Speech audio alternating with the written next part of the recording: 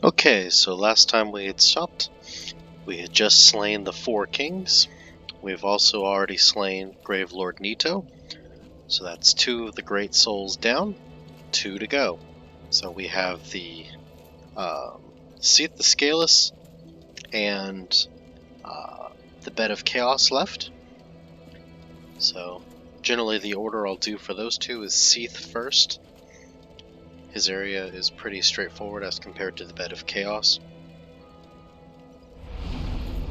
So in order to get to Seath's area, we'll need to warp. We are headed to Anor Londo.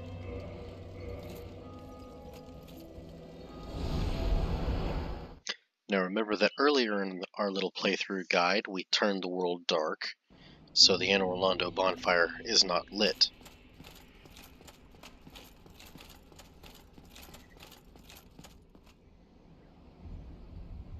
So, since we're in no present danger, just go ahead and lighten up a little bit. Switch back to the Elite Knights. Just so that we can be a little faster on foot.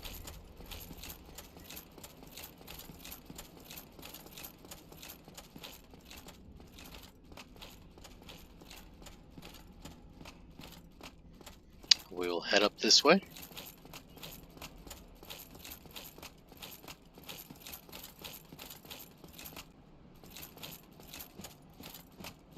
And through the dark woods.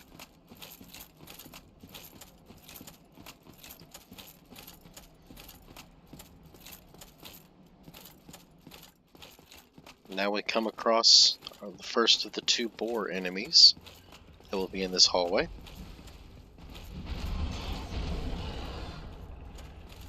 So, similar as before.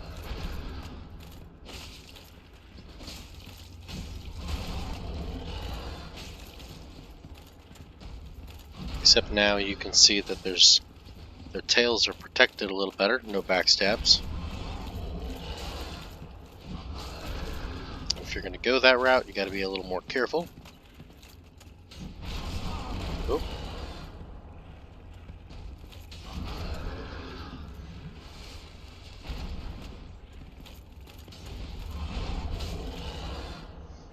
So you can just sit here and waylay on them. Generally, that's an easy strategy. You don't want to advance too far, because as I made reference, there are 2 of them.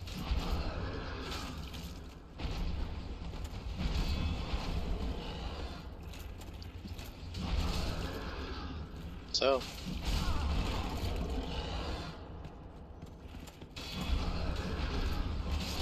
smack up a bunch and watch them die. They do only live 1 time, so as long as you take the time, put in the effort, and actually kill the enemy, they won't return.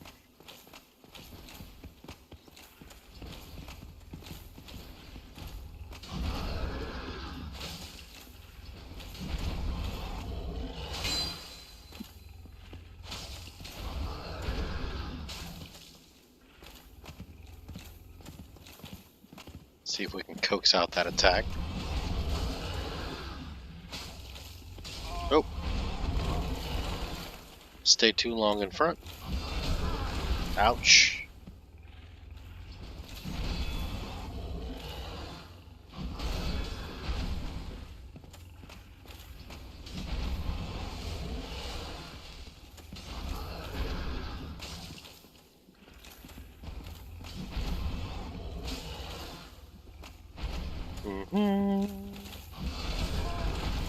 Ouch.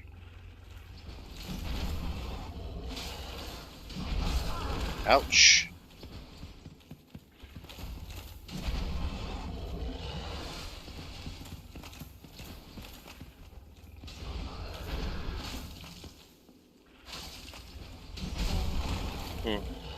Thought that was gonna do it. That'll do it though. Okay. So with that done, Should never have to worry about those guys again. We can go ahead and activate this bonfire. Now, this bonfire is not necessarily a critical bonfire. If you have excess humanity, by all means, go ahead and light it up. We are sitting at 16. Considering what's left,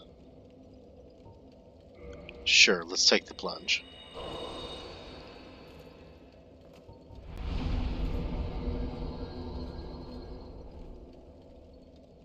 Let's go ahead and go human. Get some kindling.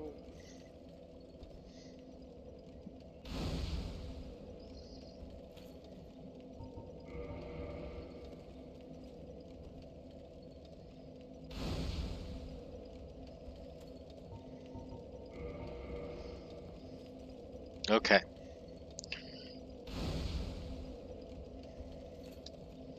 The fire is now nice and huge. Just double checking how many souls. So, quite a lot. I don't think we have anywhere near 30,000 worth. Nope, we literally have no consumables. Awesome. So from here, it's pretty straightforward. We need to advance. Now, I'll go ahead and make reference here. There technically is a way for you to skip this next part.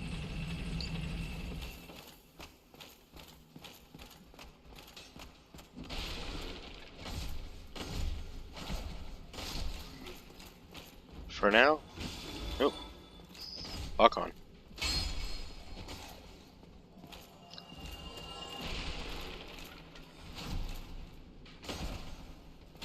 For now, let's just gun down the enemies and advance like normal. No hidden surprises. This part you will need to be careful. Not for this guy's fault, but that chandelier in the back there, his magic will hurt a lot, as you can see.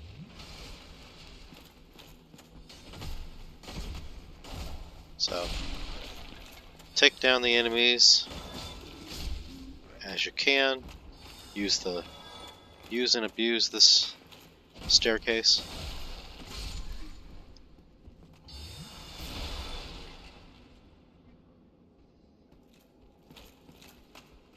Come on over. I'll even take the hit just to make sure the channeler can't hit me. Okay. And I'm going to now bum rush the channeler. Oh.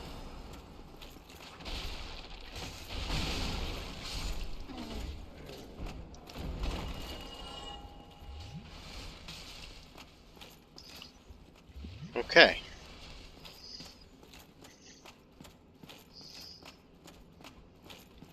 So we were able to get that far. I'm coming back here to make a reference. This little guy right here, he's not doing anything until we approach him. But if we go ahead and we kill him,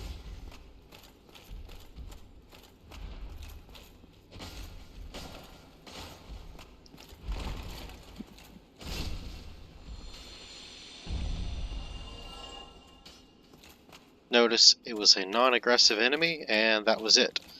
It also made the nice special death sound there. We're going to be coming back, and that enemy will still be here at this little pendulum globe table thing. But I'm going to make reference to him now. He does not drop his special item just yet. We have to make our way and advance other content first. But that particular enemy is how you gain access to the DLCs. Oh, I'm close to death. Let's not go dying.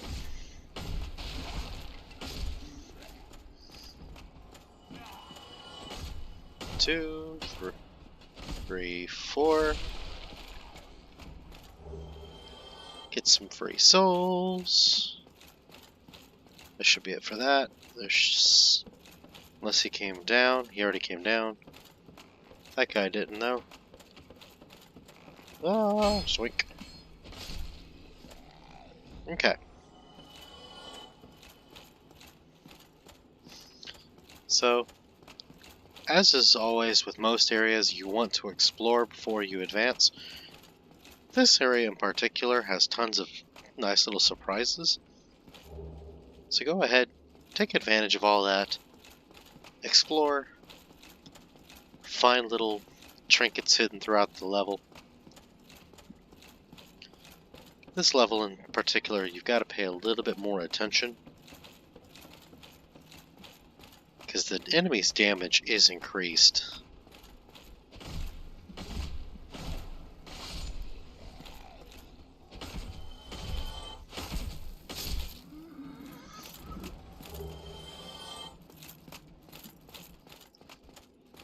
For instance, these two guys, I only want to get into a one-on-one.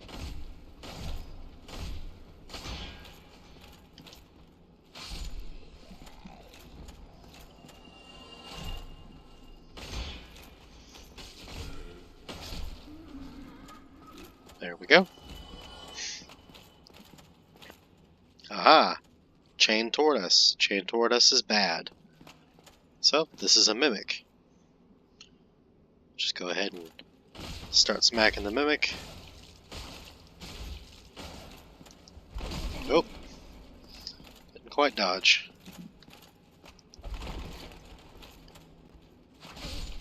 There we go.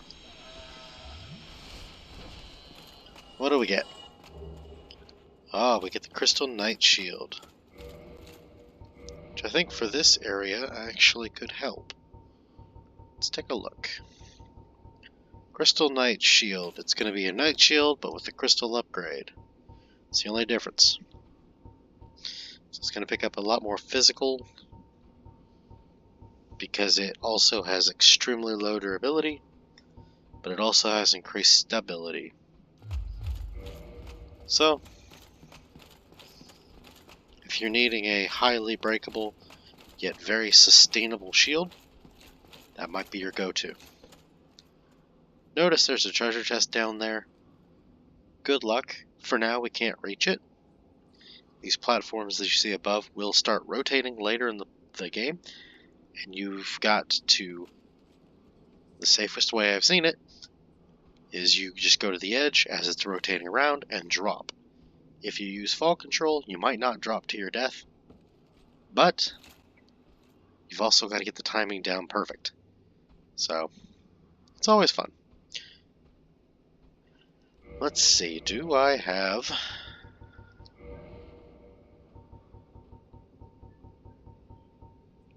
I have the rare ring of sacrifice. We'll be using that here in a second.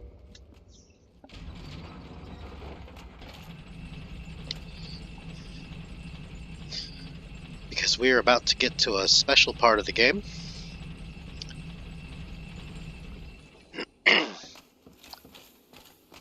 The one and only, basically scripted death run. First, we gotta get this guy.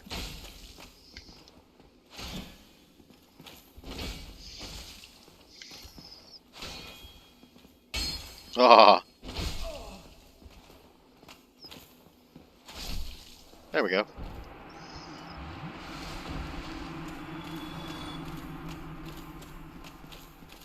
Okay. Now, word of caution, there's nothing left except for this guy. We want that guy.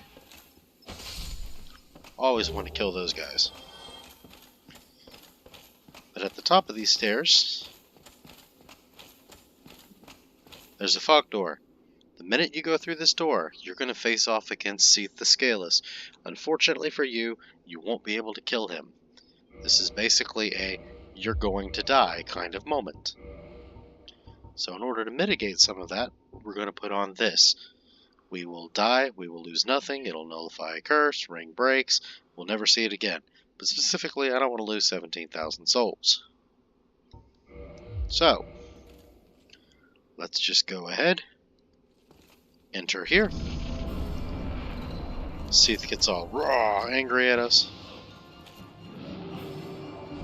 Can't even go up the stairs in this arena. Notice you can't even get to him. So even if we wanted, we can't smack him.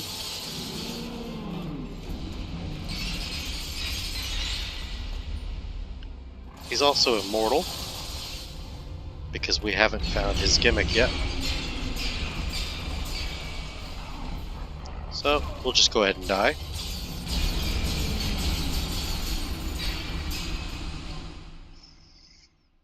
Like I said, it's a scripted death, because the minute we die,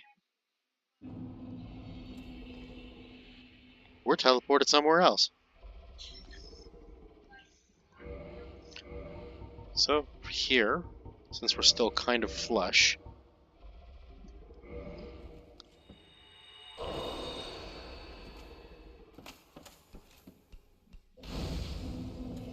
we'll light the fire, go ahead and kindle it.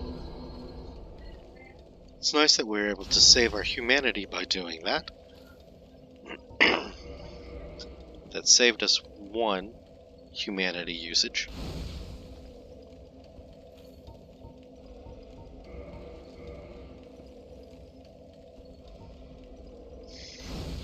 Okay. Now let's see what we have in the way of souls. We have 1 soul of Brave Warrior. Let's pop that. So that means we're about, what, 11,000 away? Yeah, 11,000. So this little guy, sleeping against the wall, dies in a single hit, so we can get the key to exit the area. Over here, you got some baddies. So, I mean, if you want to fight them, you can.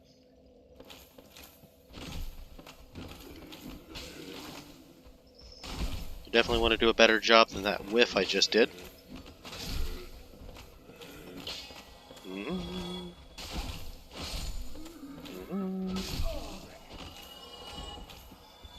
Okay. So we do not yet have access to those. So I mean, if you want to rinse and repeat, you could fight those guys over and over.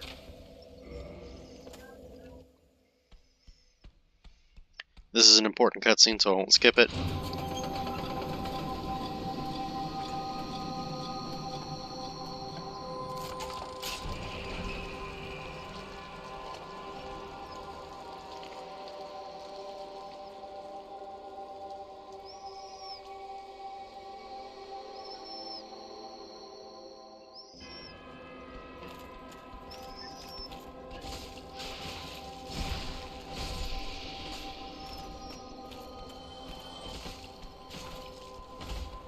Hey, come back. It's always fun when the AI does this.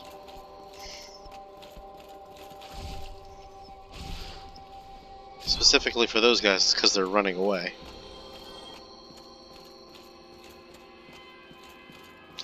They're afraid of the squid people.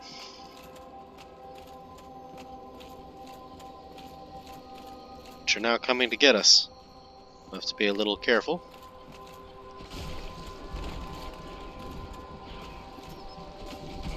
Ouch. Ouch.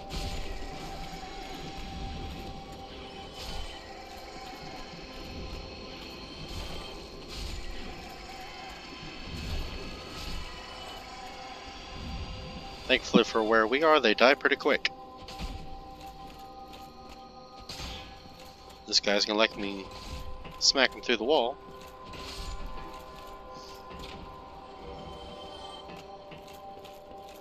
I'll happily do so.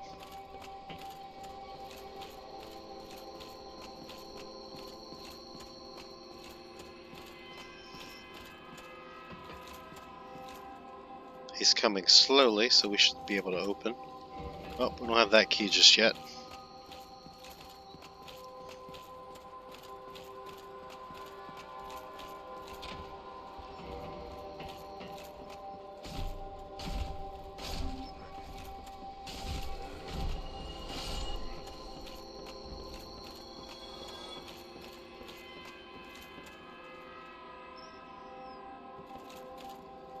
Nope, didn't have the right side.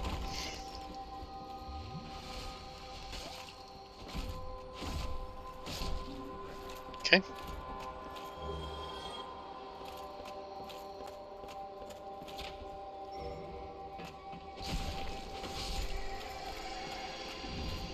I can do its attack, get in that hit, finish it off. Those are now open.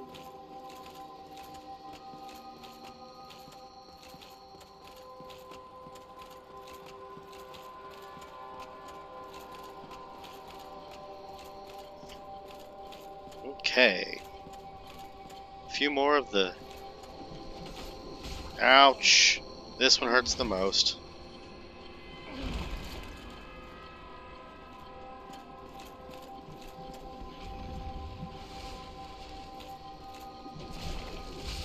Okay.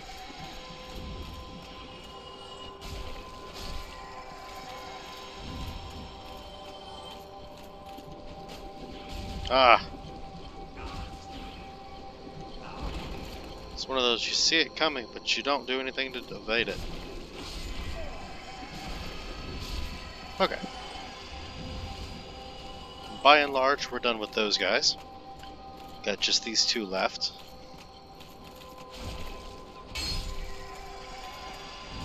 They won't put up a fight, really. Because we get some miracles from them.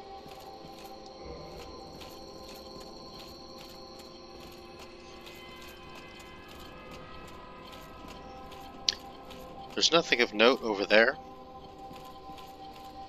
Maybe a good PvP arena if you know, want to use that for a backdrop of, steampunkiness. Here, we've got that thing, the, I don't know, music phone, recorder, whatever those things are called.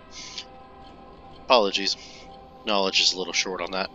But we do have these two, and possibly a third. Yep, there's the third in the background. So we are going to want to drop these guys as fast as we can and exploit the pillars.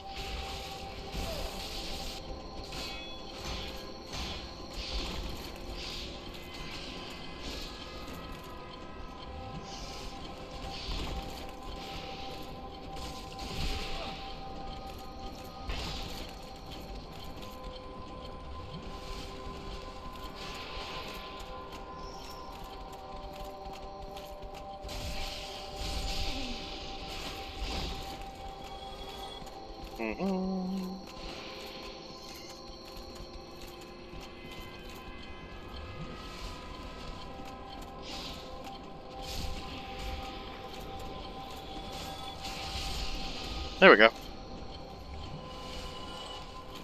And let's go ahead and turn that off. So that'll stop that over sounds, music notes. Go ahead and get this.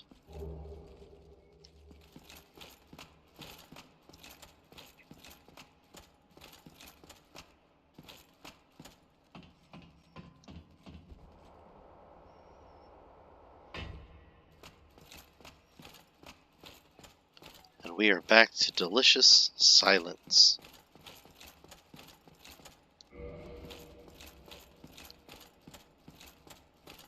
And unfortunately, I do forget how that door is opened.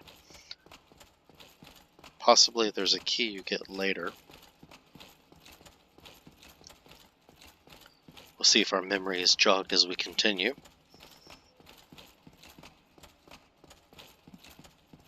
So I want to say that's a Firekeeper soul, so we can get an extra Discharge. But now we should be able to go in here.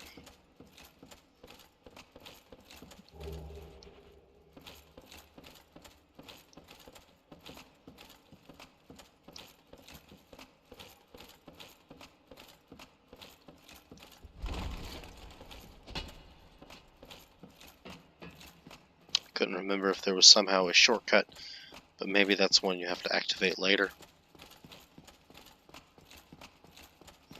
As you can see up here, it's nice and glowy. You can also hear the wondrous sounds of the bonfire. We have enough souls to level up, so let's go ahead and do so. Right now we're still pumping points into Vitality, trying to get that up. We'll maintain that trend for now. And they're back, but they're mostly harmless. I'll still come up here, because... awesome, their AI is now quiet. Perfect. See if they bum rush me as I climb the ladder.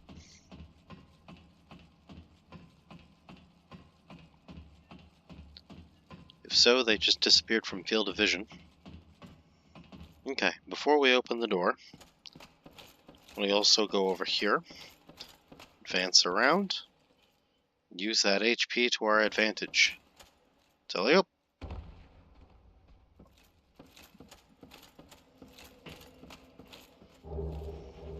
There you can get the nice maiden set. It's right above the bonfire. We'll save some of that back and forth because we didn't take that much damage. Just one Estus worth. We'll climb back up.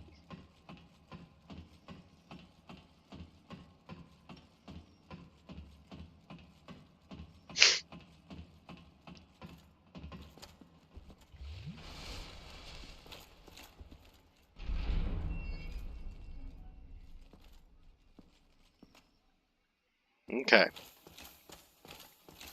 So now we've escaped from prison.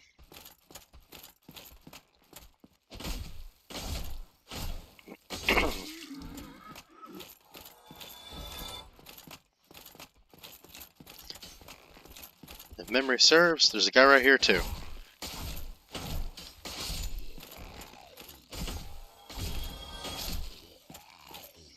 So I got a double ambush of sorts. We also have one soft humanity. It's going to come in handy. Here's a channeler. Ow. Let's switch to two-hand mode. Oh, I'm going to whiff it. And if you're going for achievements, always check the channeler's corpses. One of the rare weapons that you're going to need to collect is the channeler's trident. Pretty sure I had to kill almost 150 of them just to get the weapon to drop. I don't recommend it. I could be wrong, but that may have been the last thing I had to do. And even in full farming gear, it took forever. So, if you're going down that particular trail, best of luck to you. It can be done.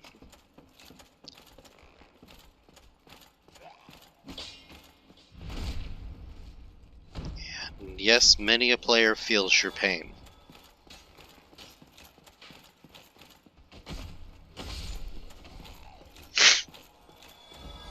Okay. So we're just going along, clearing out the area, double checking for items, nothing.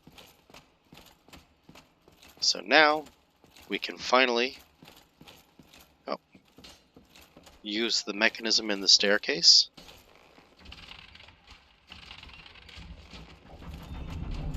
And it will rotate.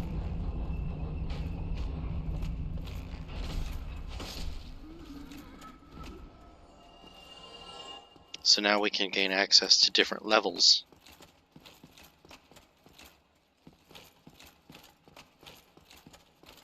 So a little bit of a puzzle, having to try and track which floor you want to be on.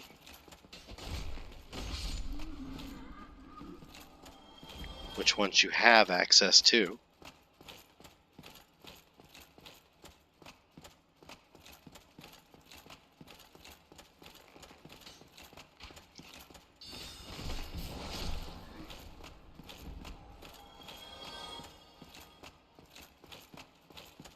So here my strategy is I'm just going to take the drop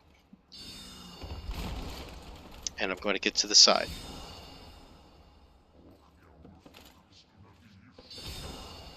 Because now we've gained access to this guy. And he's dead.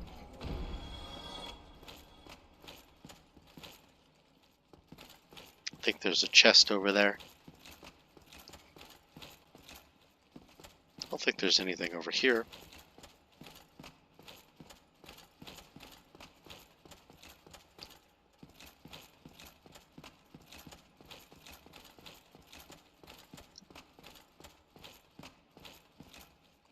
Chain away from us, good to go.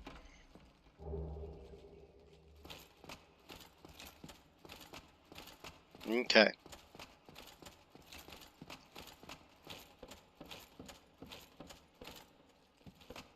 Now once again with feeling, I'm going to rotate this handle. This is originally how the stairs were when we came in, so we couldn't gain access from this side.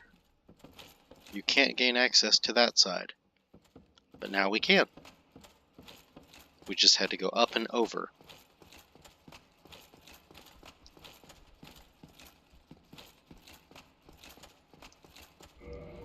So let's go ahead. I know for this next part I'm going to need a bow. Hopefully I've got enough arrows. We'll find out. I'll pass the doorway for now, just to make sure. Nope, there's no item. Okay. So pull out our bow, because right over here we've got an enemy across the way.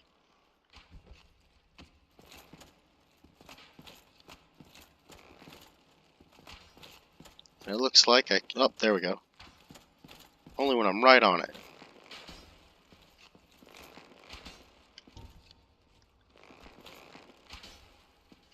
So we're just gonna... Oh, out of those type of arrows.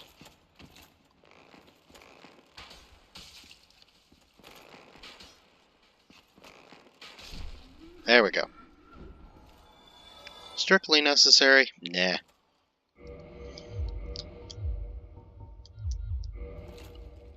Kind of proving a point, really. And free souls. So nice long ladder all the way down.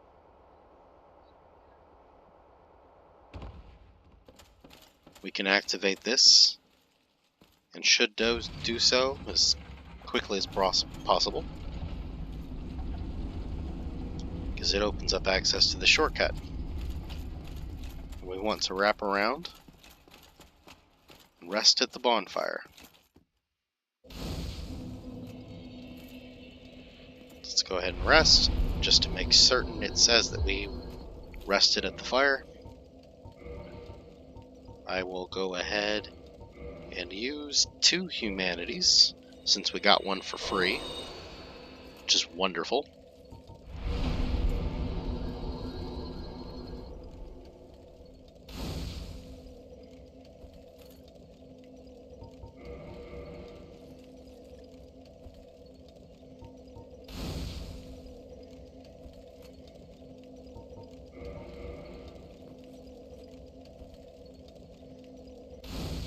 Okay. Now another thing of note, this bonfire is also the critical bonfire. It is, strategically speaking, it is the closest bonfire to the Seath the Scaleless boss fight.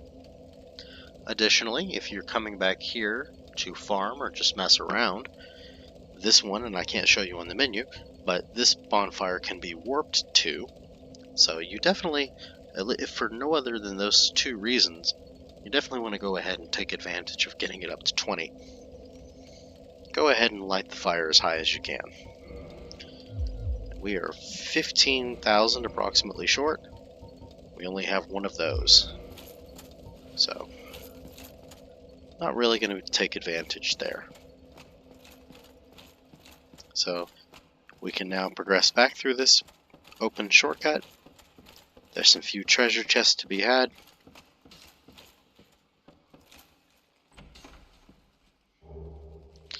if we had done some of the NPC's quest lines, I am specifically speaking of Logan, Big Hat Logan.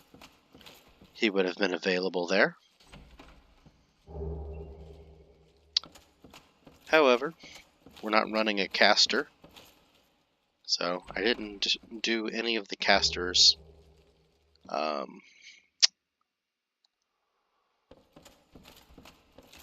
access quest lines.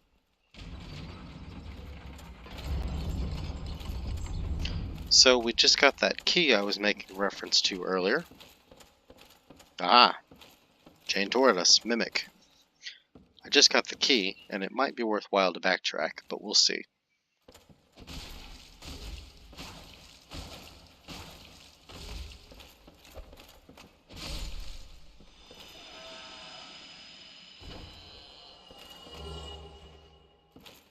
And one more chest.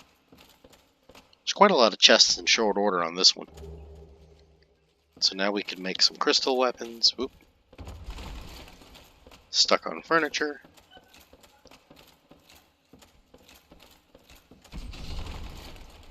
Get the drop. And hooray, another chest, right?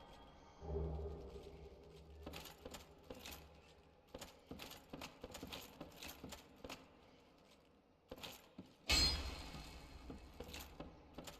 was gonna say, I didn't think that was one, but always nice to humor. So let's go ahead and traverse.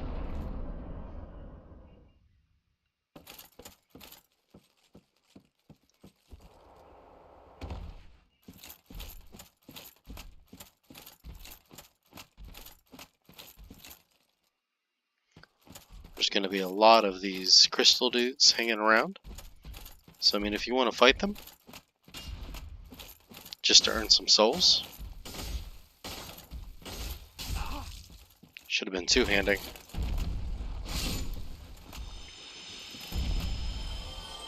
You absolutely can. I can't remember if there's treasure over here or not. Looks like there is. Probably a dude.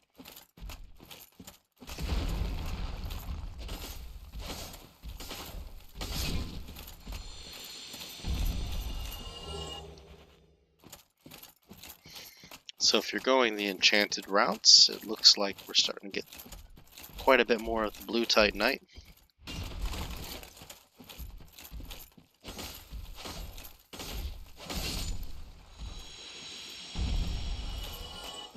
So these guys are pretty easy to kill and worth a decent amount of souls.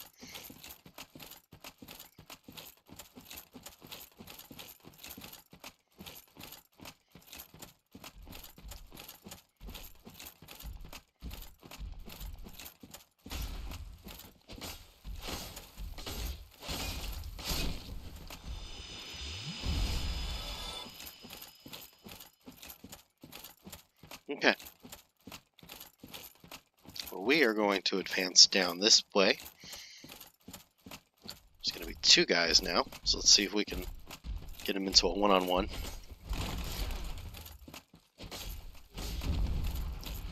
No, we're just going to have to crowd control.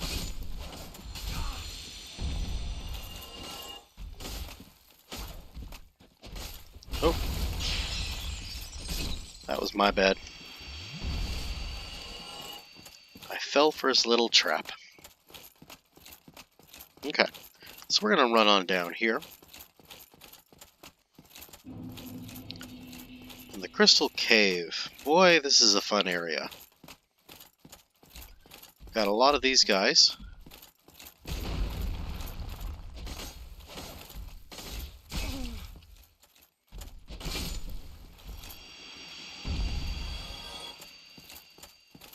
Specifically, though, we're about to showcase this area's gimmick, which is fun, especially your first time.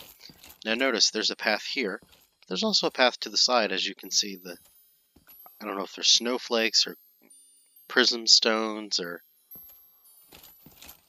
you can actually see that I am walking on thin air.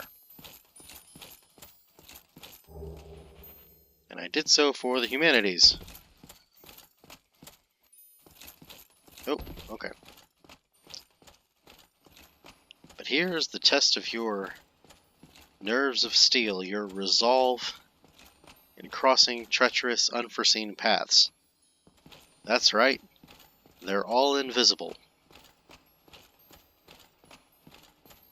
You just hope and pray that you're going the right way. Golden guy. Ouch.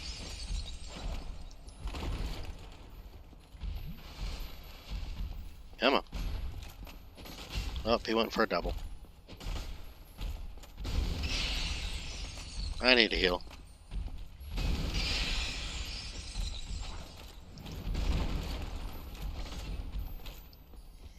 Probably not the best of ideas. That'll work, though.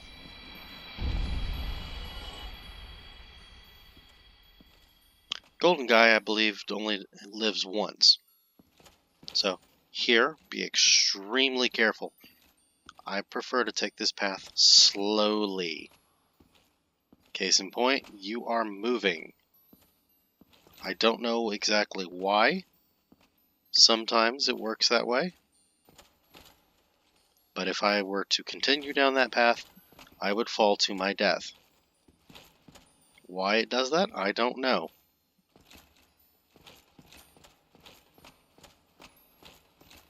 There.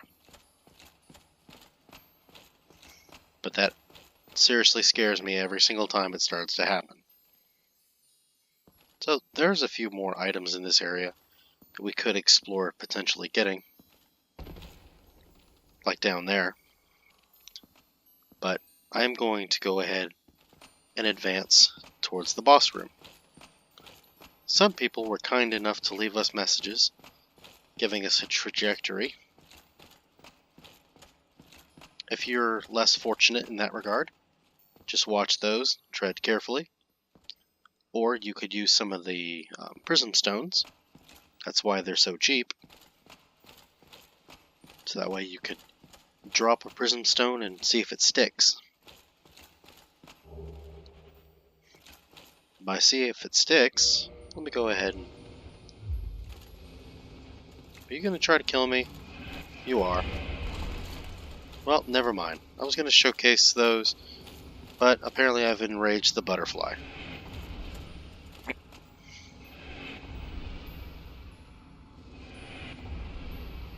Whatever. We'll just let butterfly be angry. Apparently it didn't like me taking its treasure. Okay, this room. This room you are going to without a doubt remember. Because if you're not careful, the clams will kill you. That's right, as you can see right there, we got some giant clam enemies. I highly recommend luring these dudes out one at a time. There's one hiding in the corner there, and there's several down this path. Oop, and lock on in this room is kind of weird.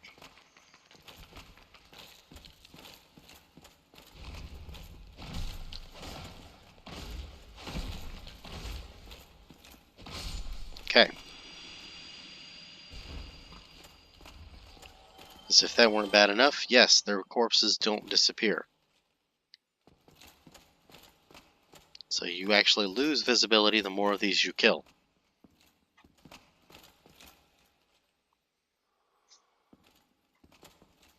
So definitely tread carefully here. I don't particularly like where that one's positioned. Let me see if I can get him forward.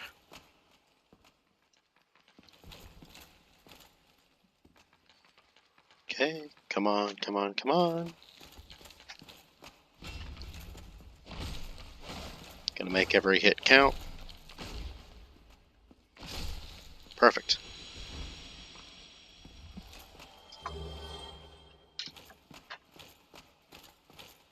The one good thing about these clams is that they definitely drop good items and have a good amount of souls per kill. So it's usually worth your while to at least check their corpses. See if they left you some goodie.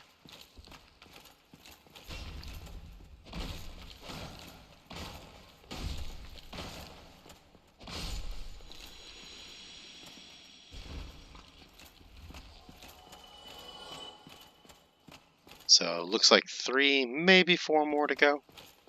Oh, okay. We aggroed the one in the middle.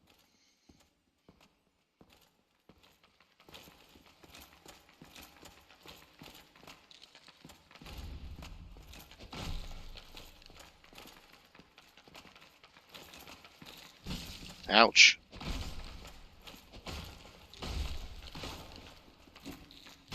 Ouch.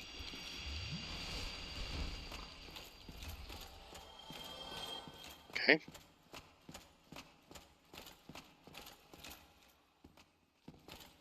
Okay, now the one in the back. Why the aggro order is a little messed up, I'm not sure. That's why you gotta proceed carefully.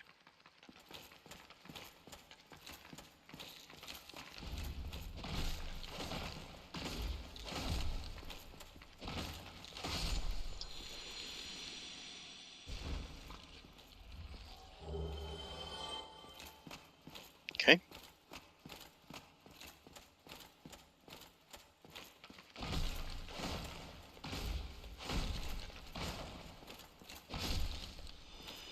Done and done.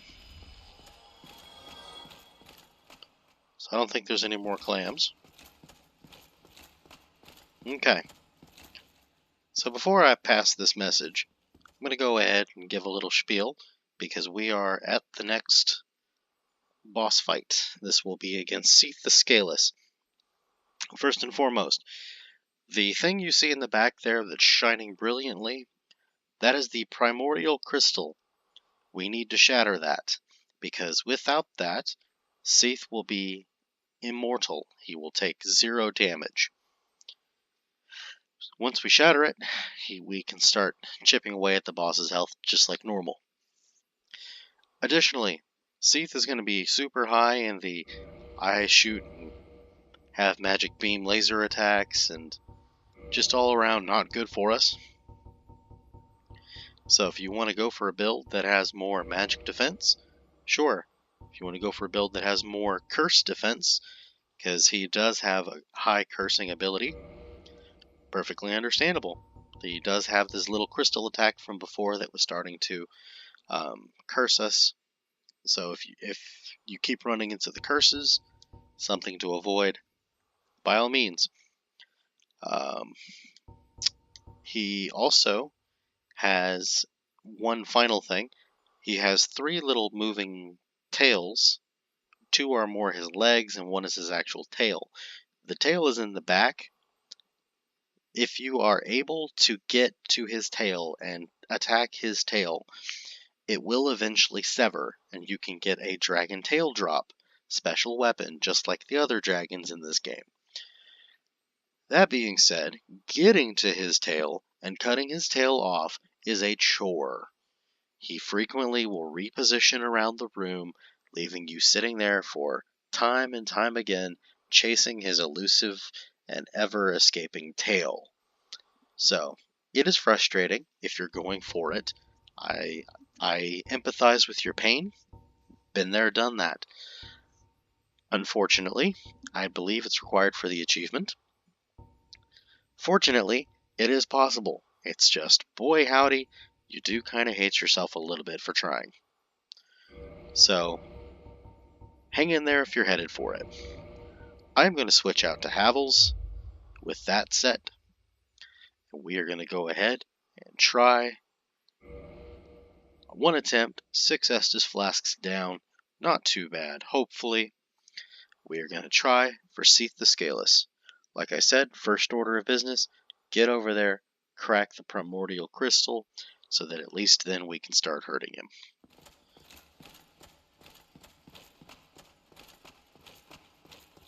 Oh, and by the way, fun fact, you notice the guys in the center, the little black crystal guys? I've heard tale that that's actually players that have been cursed when fighting against him, and that if you sit here long enough, you'll actually see others form, or, come and go. So, interesting fact. It seems to be that those are actual people that died. Not sure how easy to back that up it is, but that's what I've at least heard. So, Spin around. Sorry, Seath. And run, run, run, run, run.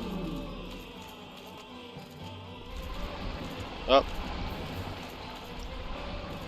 More repositioning.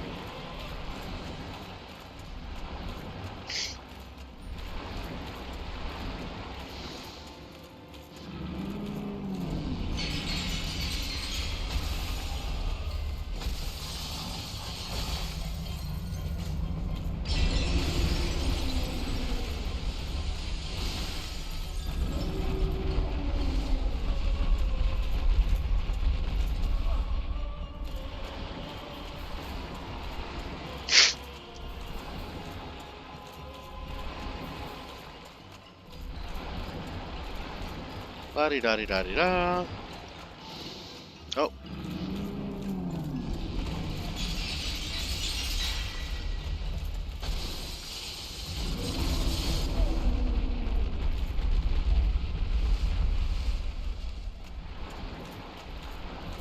Mm-hmm.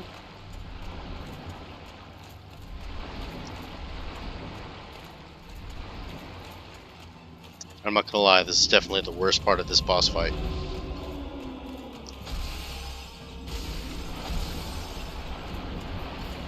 Just trying to get to his tail. Hoping and praying you don't do too much damage. Actually, I should switch to singles. Hoping and praying that you don't do too much damage and actually kill him before you get the tail sever.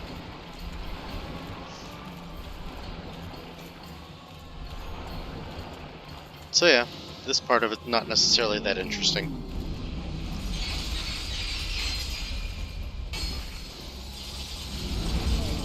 Ow.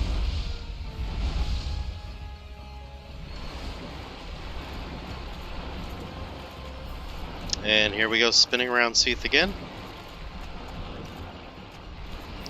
Everyone's favorite part of the battle, I'm sure.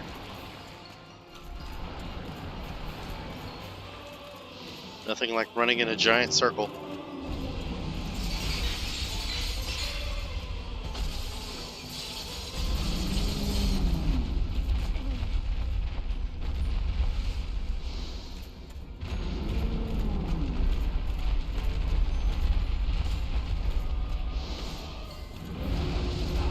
Okay. He's very upset. And I'm really surprised I survived that.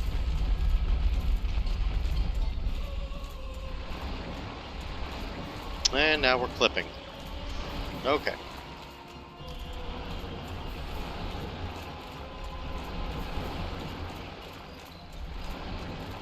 It's definitely one of those boss fights that once you've actually done his trick and earned his boss weapon, the actual fight against him is like a joke.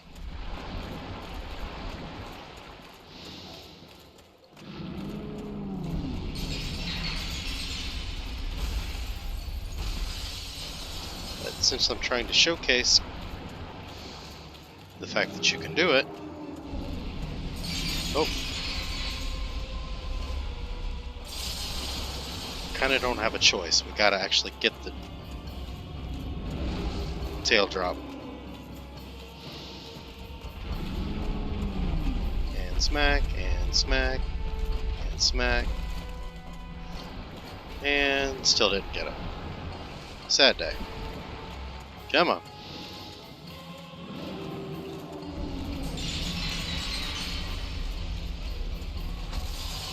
I don't know if there's a better way to bait this out of him. There we go. Moonlight Greatsword. Now we can just kill him. So, any old part of him will do. Generally don't want to be right in front of him.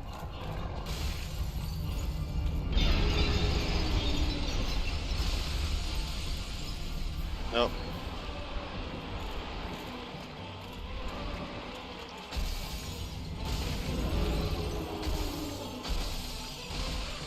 But there we go. Bye, Seath.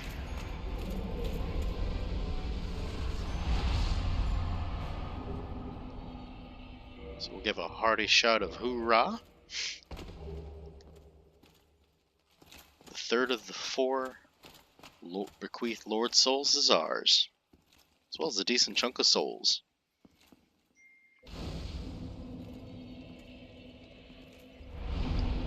So let's go ahead and cash in. We can earn 2 level ups. Probably if we consume some souls, we can get the extra. So let's go. Soul of a Hero. Alright, 10,000. Large soul. Come on, souls. Oh. Alright.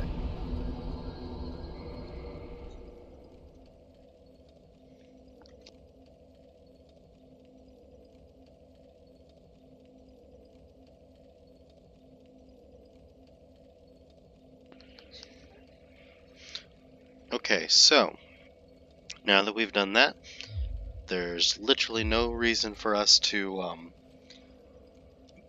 go down this path any further. This path has ended. So now we can warp, and we will head to the next area, which in this case is Lost Islith, which is off of, or at least underneath, the second Bell of Awakening. We can get there courtesy of the Daughter of Chaos bonfire, which we stopped at,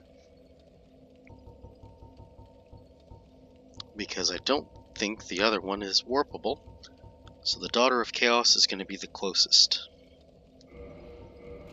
So let's head there. And I will take a short break once we arrive.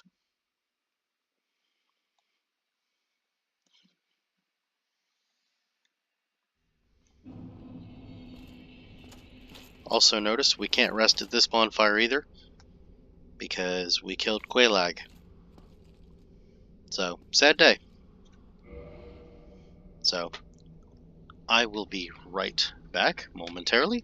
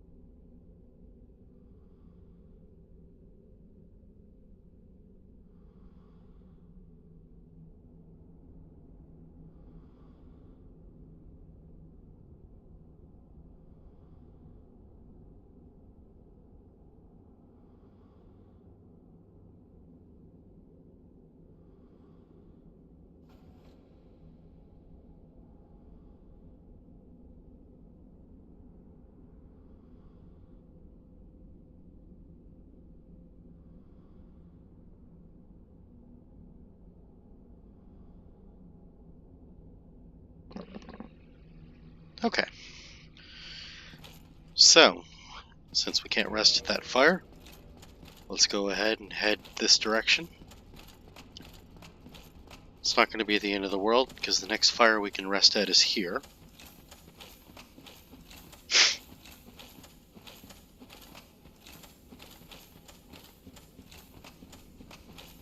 We are still in human form. This is not terribly a tactical fire, but with the loss of the bonfire with the Daughter of Chaos, I have to make this one. So that is an excellent example of player choice coming out. My armor is clipping as I go through animation. That's okay. Alright, so in short order from this bonfire, we are going to have another boss. This one is a mandatory boss. We'll be fighting against the Ceaseless Discharge. Fantastic, well thought out and designed boss. Possibly.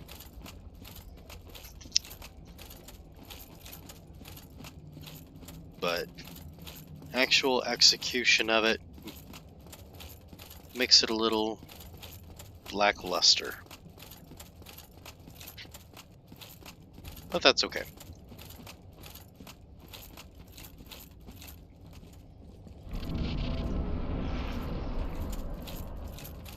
So we'll enter in. As you can see, there's all this lava. Lava everywhere. I don't want to be anywhere near all that lava.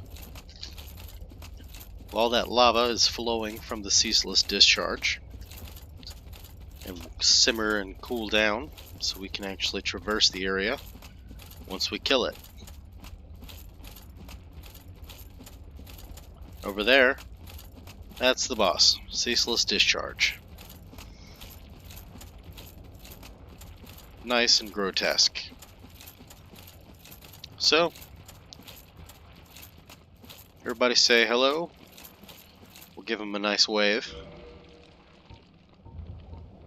Let's see, up there's a wave. Be like, hey! But if you want to wake him up, you can come around this bend, steal his item, and he gets angry.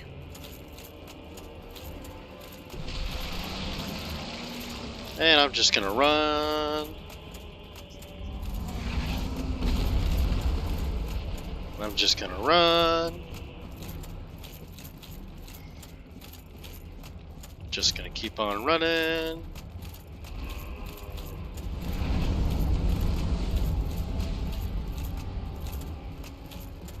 I'm gonna go all the way back to my fog door.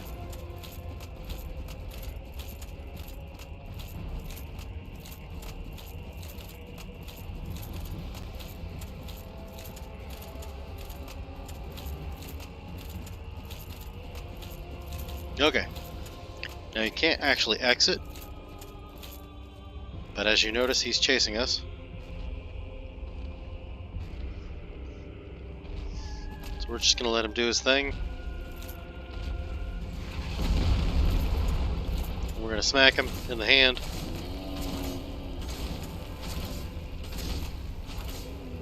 And he dies. That was it.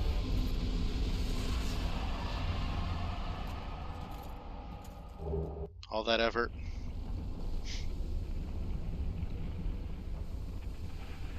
Now you could go through the rinse and repeat cycle of he'll shoot out his hand and fire just goes everywhere.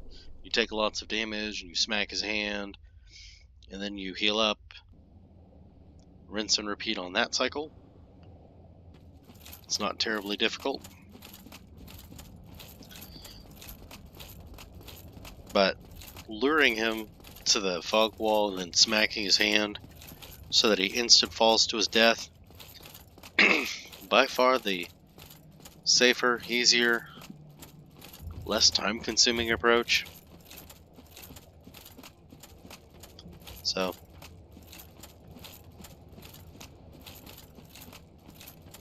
technically we cheese killed him, but I mean, the other way just feels broken too, all things considered. So here we are, we've made it now down with the Demon Ruins. As you can see over there, there's a ton of Taurus demons. We could kill them all and gain access to some fun items, but all those items are in lava. We have no means of going through the lava. So, if you want to fight a bunch of Taurus demons, I generally do. But my recommendation for my friend, if he's not feeling up to it, is that you technically don't have to fight those guys. If you do fight and kill them, I don't think they come back. So they are one-time kills.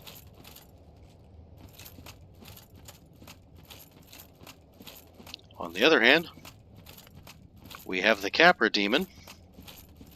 This time he doesn't have his annoying dog companions. So he's significantly easier.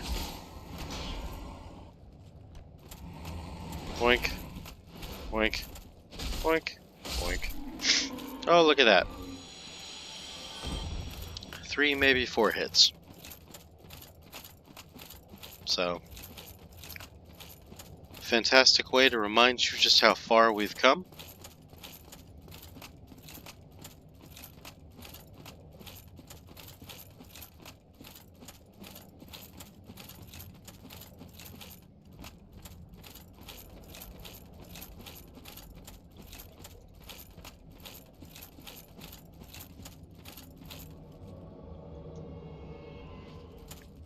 Let's say he's behind us. Is Kirk behind us? Yeah, he is.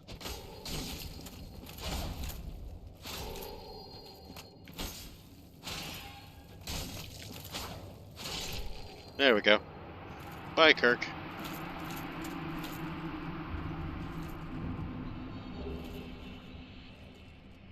So now we got his straight sword.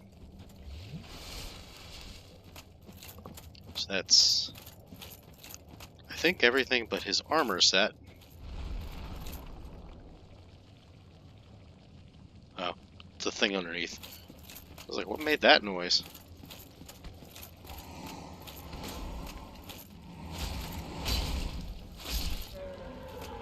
So, one-handed, it takes 2 heavy attacks to drop them now. Two-handed, well, we can't quite drop them in 1 hit. Let's see if 2 light attacks with 2 hands can do it. 1, 2, nope, still takes 3.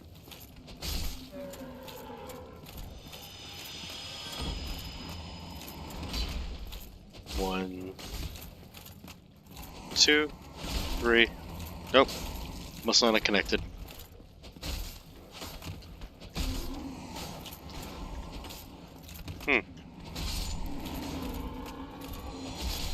There we go.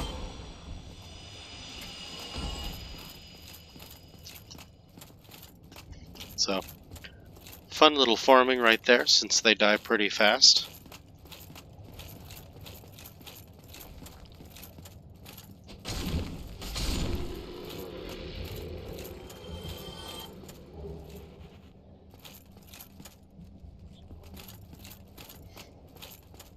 And we're going to head over here, where we will get the next bonfire.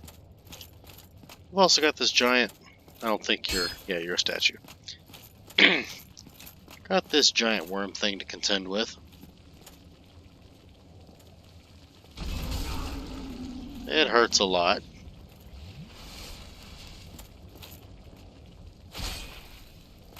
So, he's pretty willing to just sit there though. So we'll just heal up, smack him a bunch, and then he dies.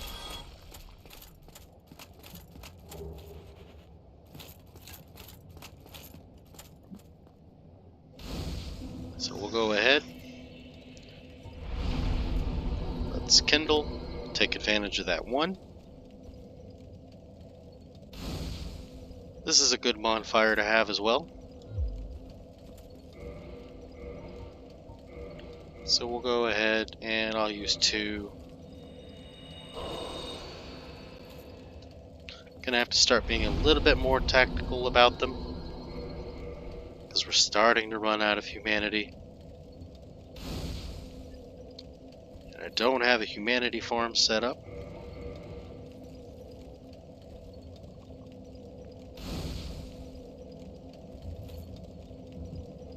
Let's also capture another level up here.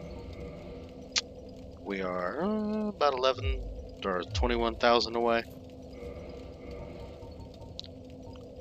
We might be able to get closer.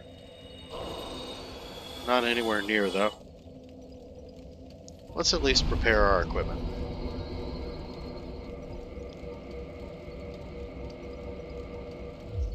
Okay, reinforced weapon. Can we do it? No, we can't. We still don't have that Titanite chunk. What a shame.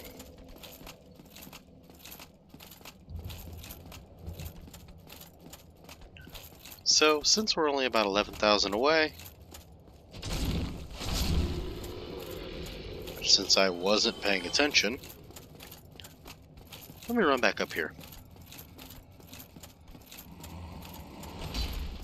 How much are these each worth? Oh, they're gonna be worth 0 if they kill me.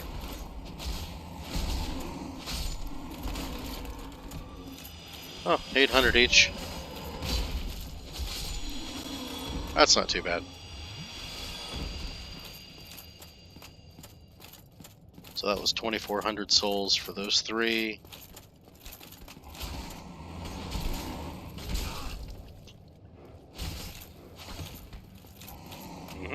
Let them do their attacks.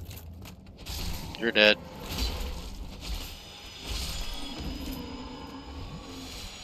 Okay, so that's 4,000. I'd have to do that twice more.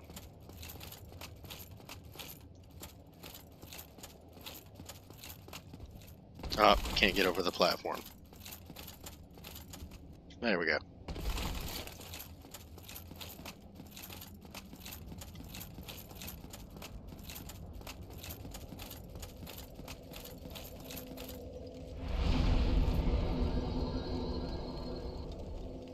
Nope, we're actually 11,000 away. So we would actually have to do it 3 more times. Well, in that case, we'll do some of the other side content before we hit the next boss. Because that's got to be done anyway.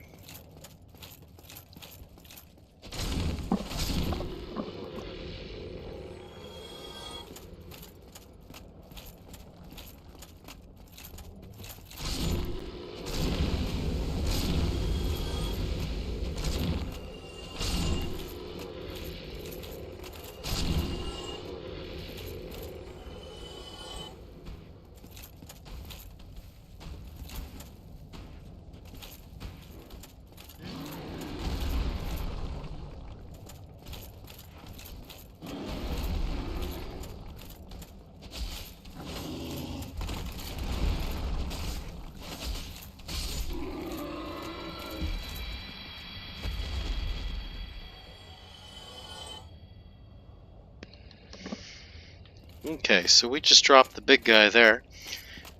And if you're interested, you can actually farm him. He will drop that giant weapon that he's using. It is the highest strength scaling weapon in the game. So definitely worthwhile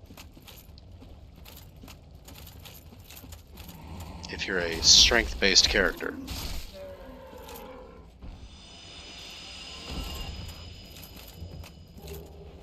That is not a Titanite chunk. I was hoping it was.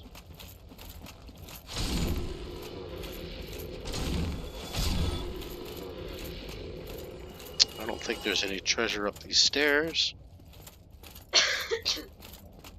There is not.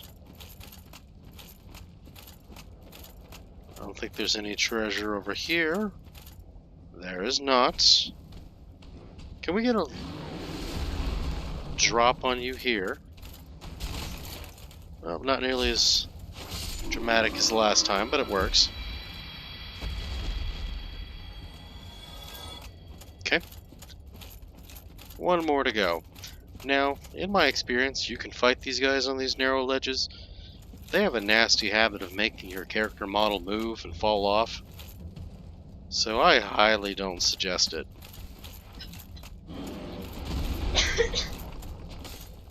So if you want to bait them into extended range attacks, you know, like here we can get a running thrust. You can. But in my experience... Oh, it's gonna fall off? That'd be great. You just gotta be careful because he will move you.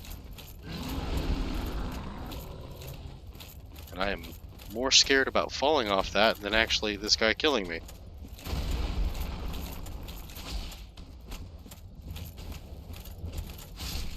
There we go.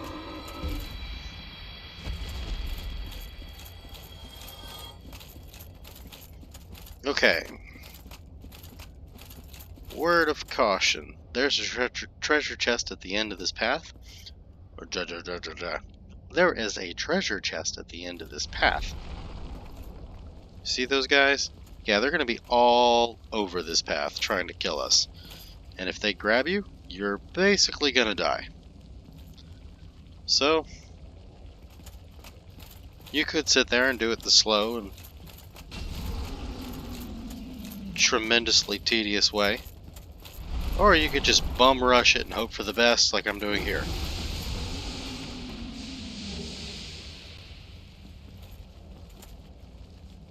And there we just ran through it and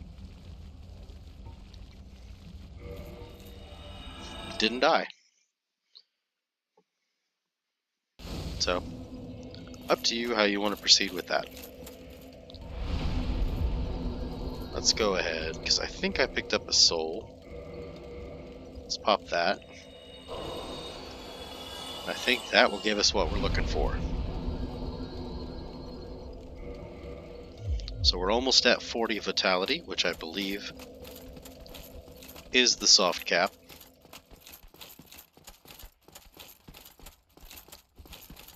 If not, we'll find out real quick.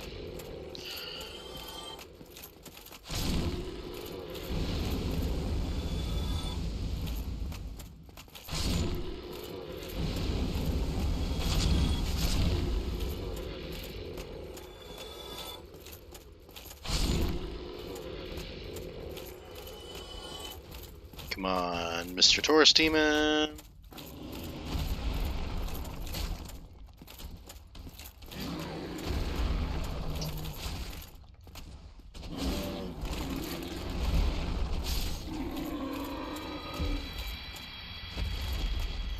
Okay.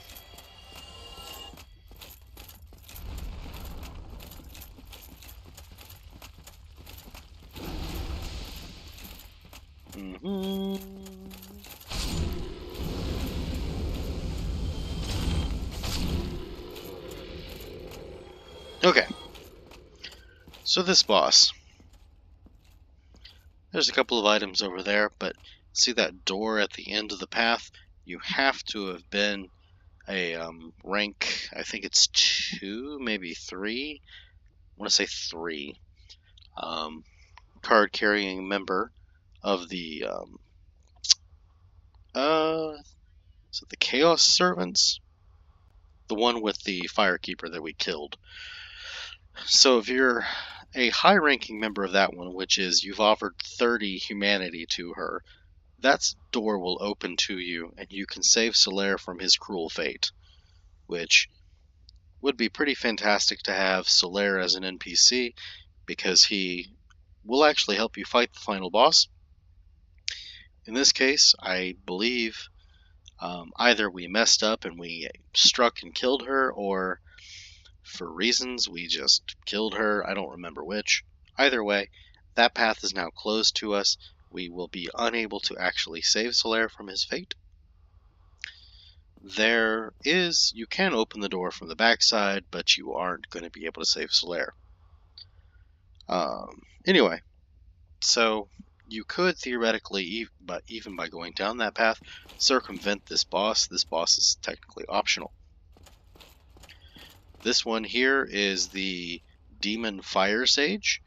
He is basically the Asylum Demon and the Stray Demon, except now he's got more magical fiery goodness. So it's kind of like boss fight revisited for the third time. So this isn't really anything new. Get behind him, smack him in the backside, repeat until he's dead. Typical Dark Souls for, large bosses. So, without further ado, let's go ahead and kill the boss.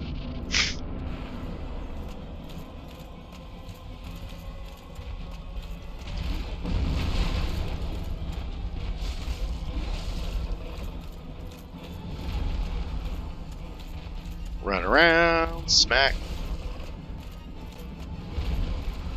Run around, smack.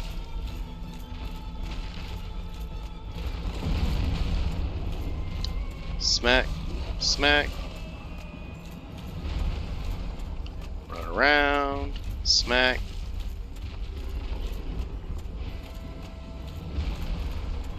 Run around, smack, smack. Oh, he's doing his raise. Move away. Smack.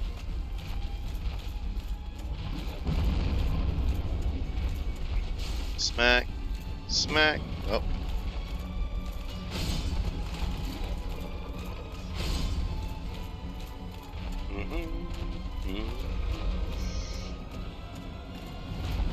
Not the best positioning with him against the wall.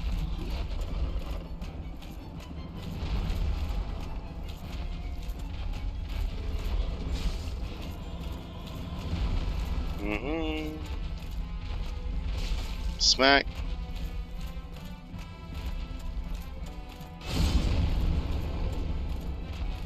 Smack. Smack. I'll go for one in the chest. Smack. And the Demon Firesage is done. Let's give a hearty hoorah. Get a free humanity. And continue on.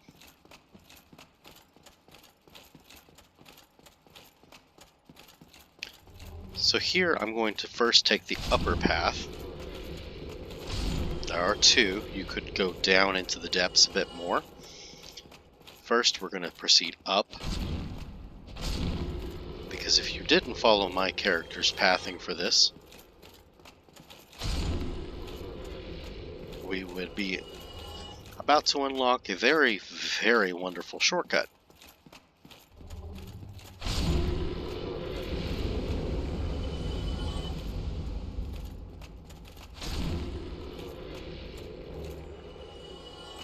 Okay. Proceeding on up. And voila. Platform will raise. And this brings us right to Quelaag. So there we can go into the Demon Ruins. There would have been her bonfire.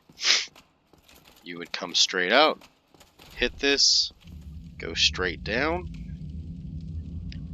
and be right at where you killed the Demon Firesage. Which incidentally I think is one of the few bosses where when you kill him you don't get a bonfire.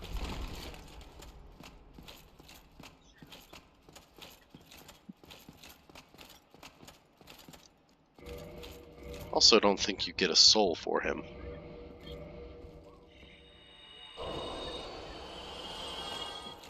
Close but no cigar.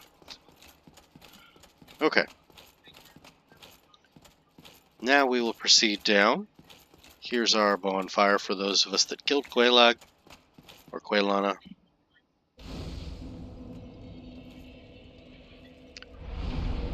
We are 8,000 short. Can't quite do it. Do I consider this a critical bonfire? No. Do I, however, suggest you go ahead and kindle it? Yes. We have our next boss here. We're gonna fight the Centipede Demon. Oops, and I need to finish kindling. We're gonna be fighting the Centipede Demon. While I'm doing the kindling, I'll go ahead and give his synopsis. Big, ugly, scary, has a bunch of weird grabbing attacks. Camera's gonna be your worst enemy. You're just basically going to smack him as you can. And don't step in lava.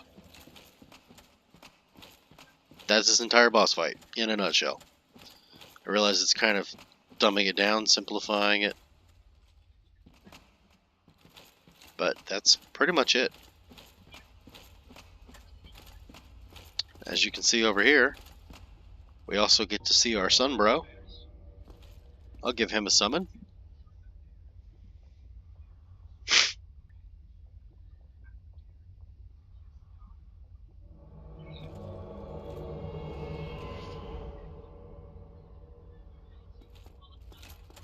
And then we'll proceed on over here to the fog gate.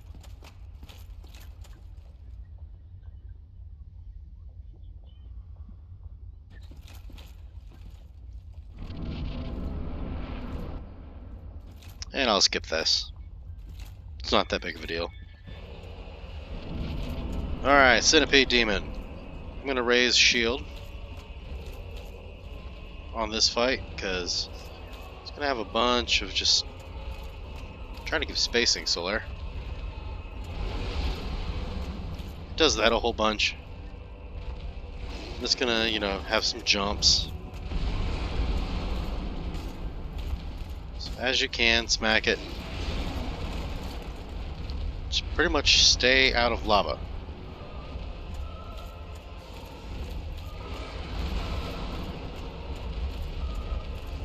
Solaire could use that advice about right now. I think since Solaire's grabbed, I can't hurt the guy. Okay, now I can. Ouch. Got a two-hand now. Smack, smack, smack, smack, smack, smack. Oh, no, if you get a tail cut on this guy, actually.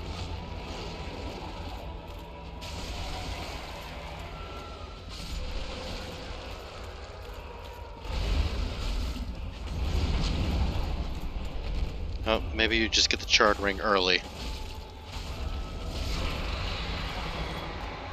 Yeah, there you go.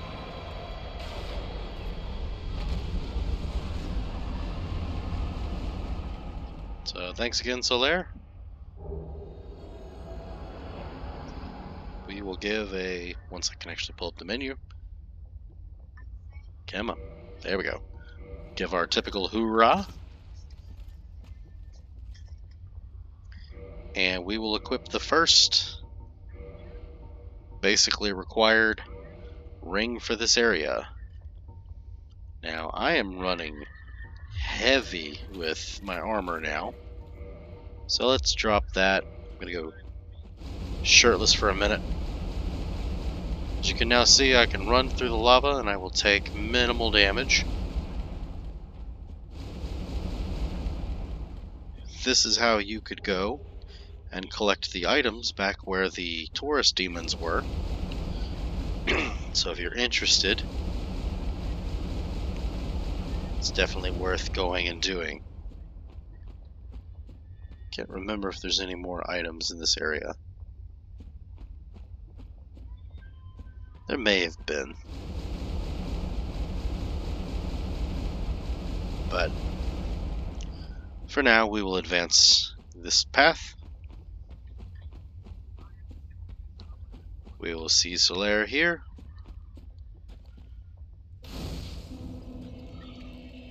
This is not a critical bonfire. It is a go-to bonfire on halfway betwixt. Why? So, sorry buddy. Unfortunately, I killed the only means to protect you, so my bad. Let's go ahead and level up though.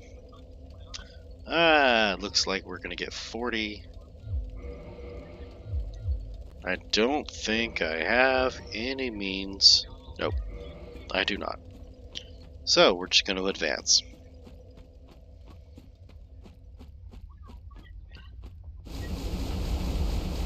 Fire is always fun.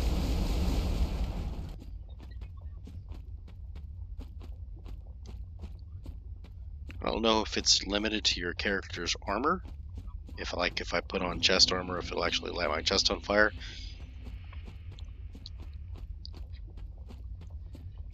But it does make it look rather interesting with just my pants on fire.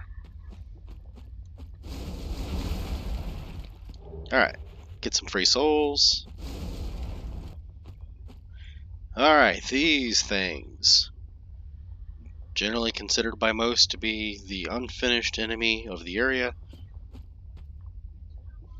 So, our basic strategy here is run, run, run, run, and then run some more. But you're going to carve a path.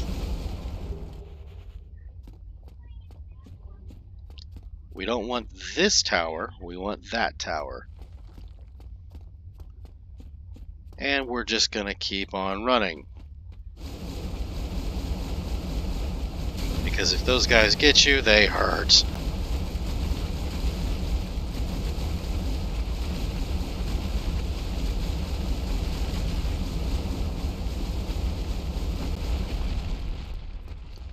But thankfully they're also pretty slow. Ow! Ow! And now they found me.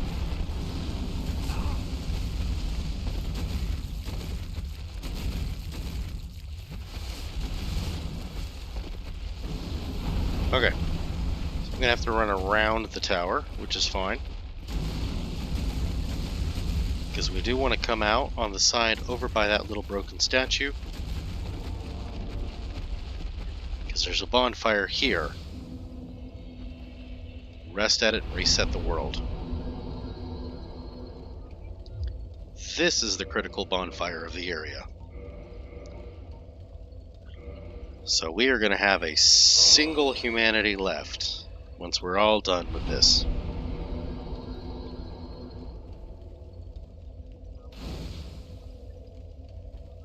Yep. Fellow child mask wearer, sporting the Elite Knight set.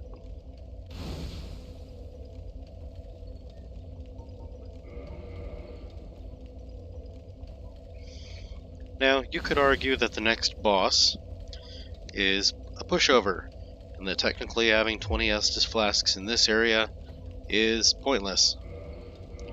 I would tend to agree. However, since we're talking about what is a critical bonfire, this one I would consider critical.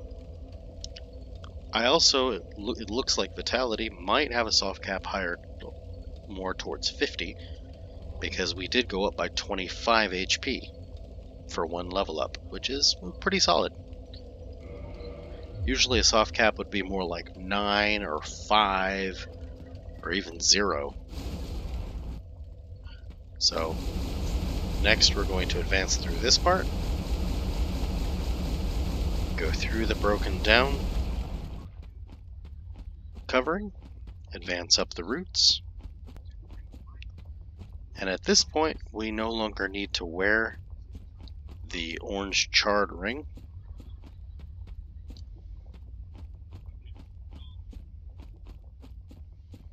But for now, I will keep it on, just in case we die and we get sent back to the bonfire.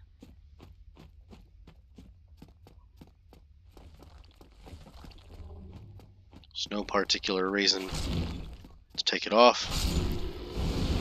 Ow! Excuse me.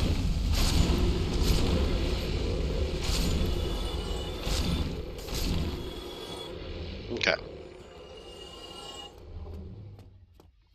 Lots of fire breathers here.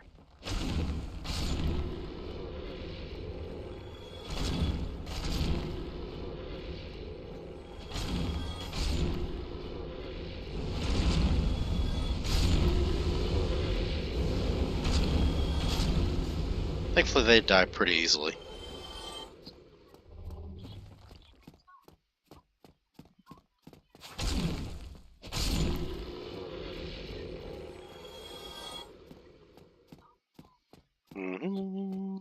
Free souls. Okay.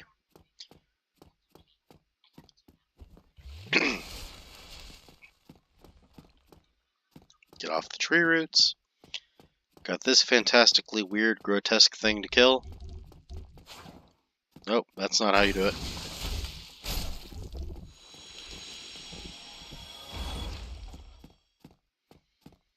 Okay.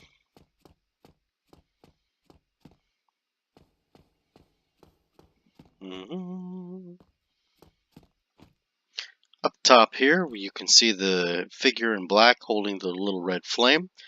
This will be one of the witches of Ceaseless, or sorry, one of the daughters of Chaos to the witch of Ceaseless. So let's go ahead and greet her. Ouch!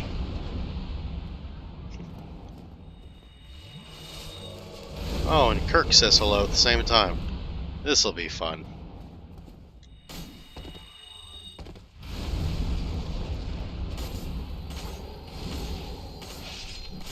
Thankfully for us, Kirk is spammable. Wink. Wink. Wink.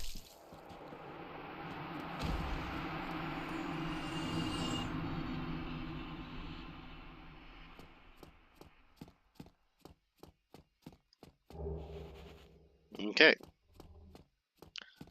One more weird tentacled creature thing.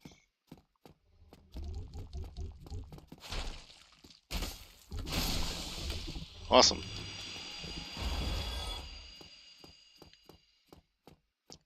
Not a mimic.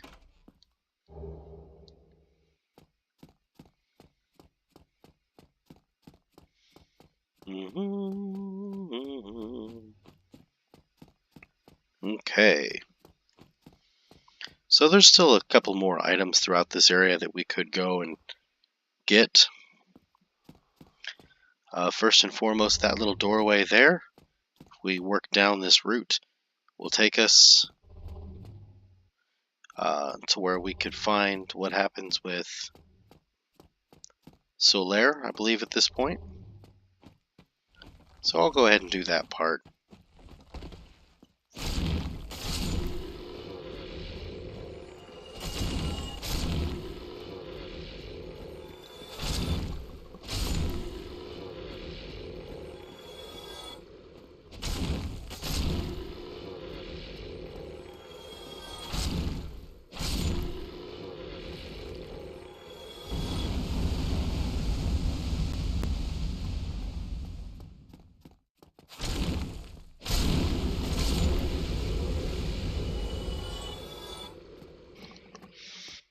Okay.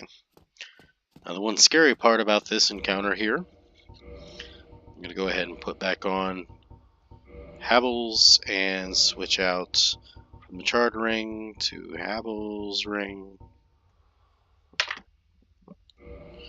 So that way we can move a little better.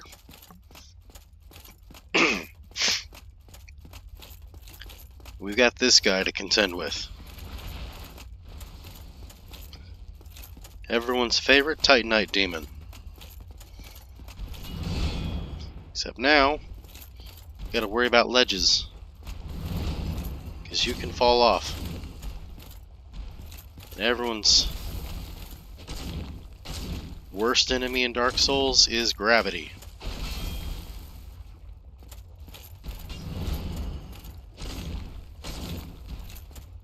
But this Titanite Demon, nice on a short bridge.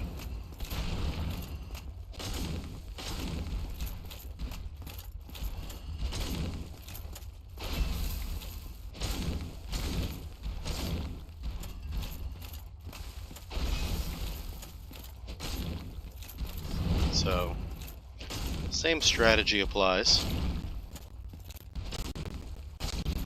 Nothing really new here. Just gotta watch terrain.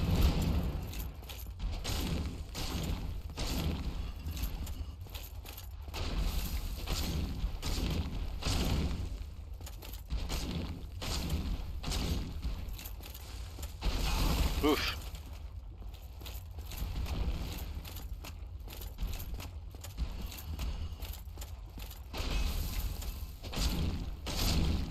Alright.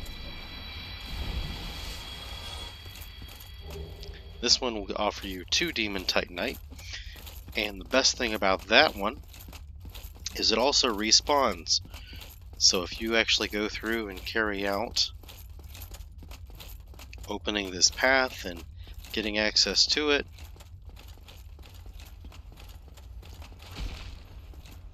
you can farm all the Demon Titanite you want.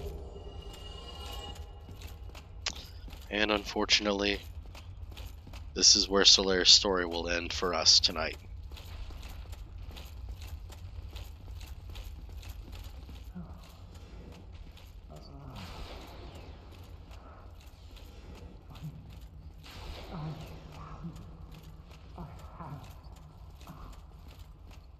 My very own son. I am the son. I've done it. I have. Yes. I did it. I did it. Oh. Oh. Oh.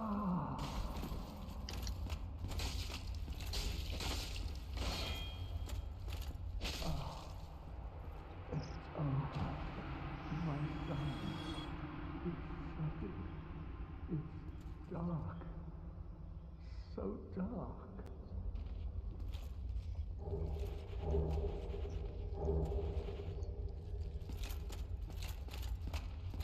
So amongst the myriad of items that we just picked up, so I go ahead and I finish killing these guys off.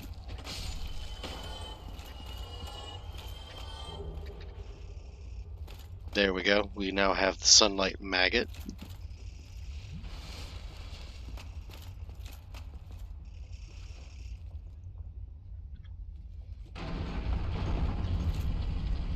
And the Sunlight Maggot, if we actually equip it on our character, these guys die pretty fast.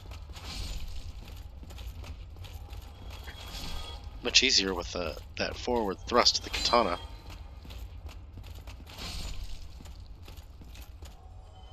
So that's now that doorway from where we fought the Demon Firesage, which is up this path. There's also an item over there. Whoop. Okay, up off the route.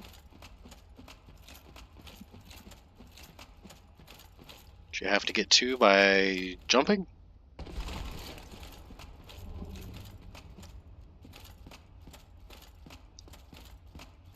Come on. There we go. And then we're going to be brave.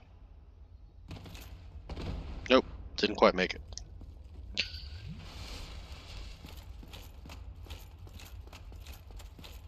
So yes, with that we've successfully, if you want to call it successfully, acquired the Sunlight Maggot. We equip it, and you can see that now we have very gloriously shining helmet with its own dedicated light source. So if you're willing to have a character whose helm looks like the sun, you have a permanent source of light, which is great in Tomb of the Giants because then you can actually use a shield.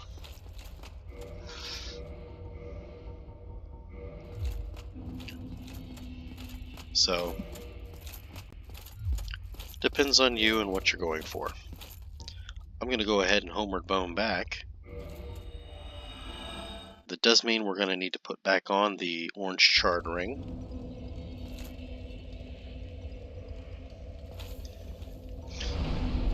we can take advantage of that level up. We also now, having finished up Solaire's questline, if we wanted, I think he has, yeah, the iron set. We could live a little vicariously for our favorite Sunbro. I think we even get his helm.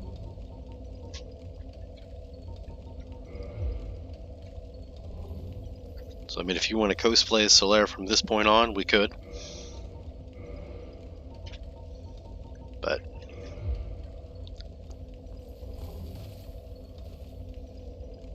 most importantly, we need to put back on the orange charred ring.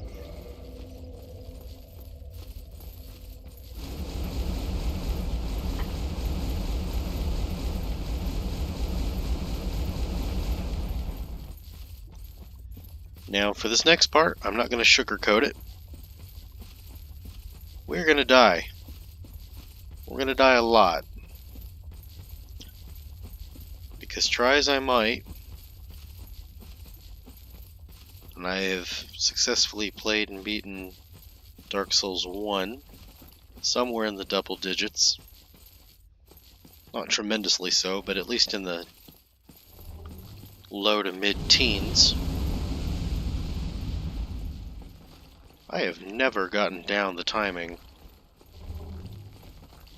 or the at least even a decent strategy for how to take on this next boss.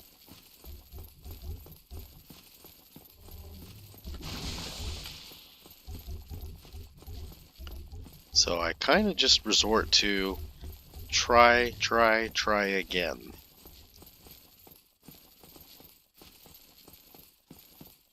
So this is going to be the bed of chaos, the fourth and final great soul that we need. So there are 3 zones that you have to hit. I'll say it as we slide down the path. There are 3 zones, one on the left, one on the right, and one on the center. Each zone takes 1 hit. The trick is, in this case, getting to the silly thing.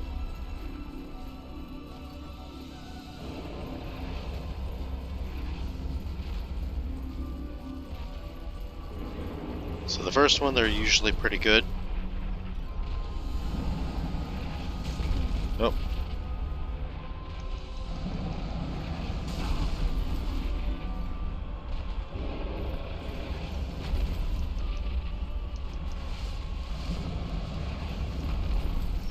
Okay. Once you get inside the red zone, you're gonna be fine. So, smack the thing. It gets angry.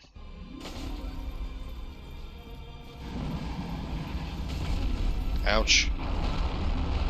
And now we have to... Okay.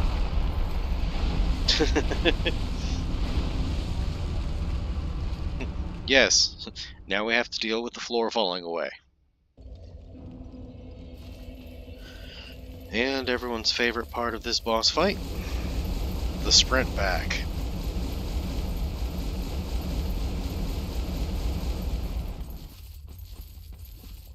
So, thankfully, with each zone, once you clear it once, that zone stays dead permanently. So this is actually a prolonged multi-death battle of endurance. As long as you do it at least once, it counts. The game will let you progress on. So, in that particular case, because of how this fight is constructed, it really just comes across as being weak. The majority of this boss fight isn't even spent fighting the boss. If you die to the boss, it's mostly spent in running back, over and over and over again.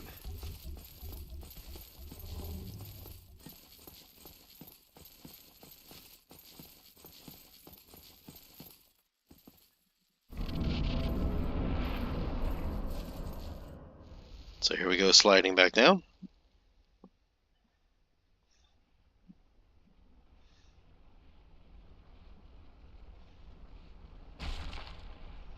And you'll see that boss is already in phase 2. So we can advance.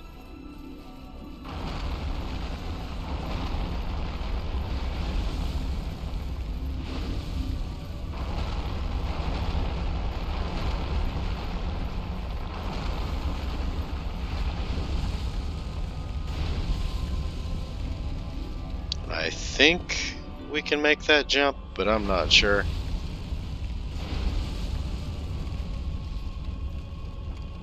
Usually I take the path on the inside, but I've seen many people use this path.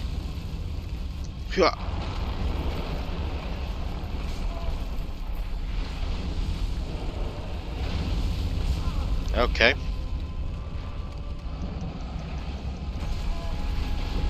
And now we're gonna get smacked a bunch. Nope, and we died.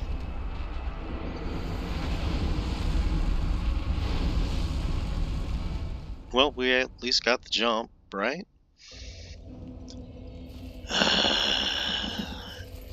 Here we go running back to the boss. Here we go running again.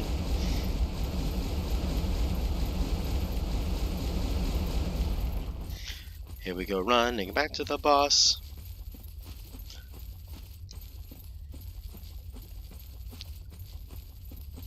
This would be a fantastic reason why I do not rap, because now I need a word that rhymes with again, and I can't think of anything other than the word again. Again and again and again.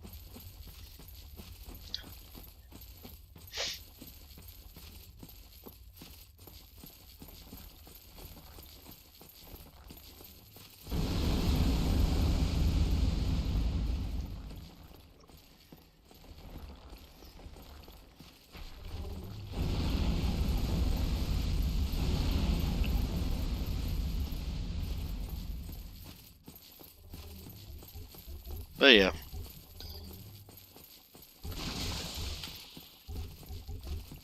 I honestly would say this boss probably has... It may either be the worst boss in the whole series, personally for me, or it's at least strongly in the running. Just because honestly it's not even that interesting. It's like, oh yay, I died. Again. I mean, I get it, it's a puzzle boss. Let's see if I can do the inner path. Seems like suicide at this point, let's do it. Yep, sure enough.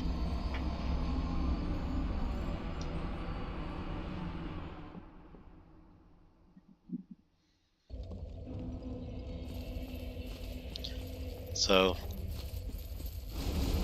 the one thing about this particular fight is if you don't know the rhythm, if you don't have it perfectly figured out exactly how it's going to move, you're basically just throwing yourself at it repeatedly.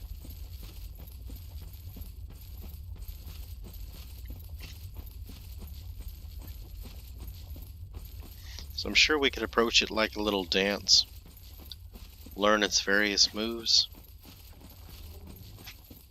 I'm sure you'd have to if you were going for a no death or no damage run.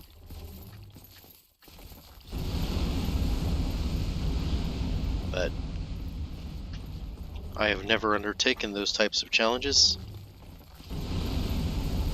Generally more willing just to throw my carcass at the boss repeatedly.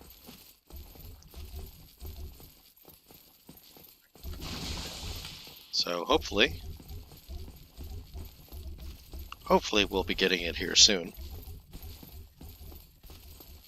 It's generally how this boss goes.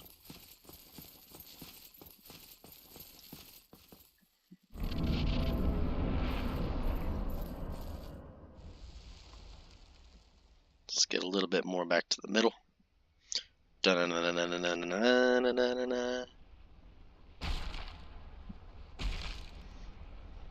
Alright.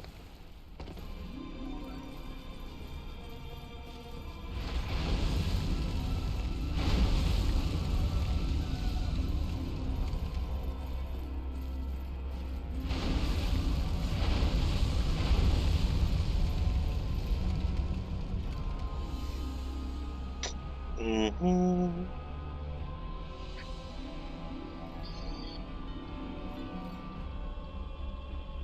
Interesting, it's not doing its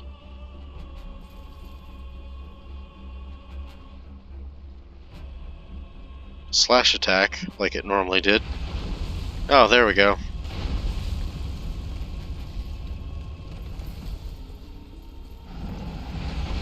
Hey! Made it inside the red zone.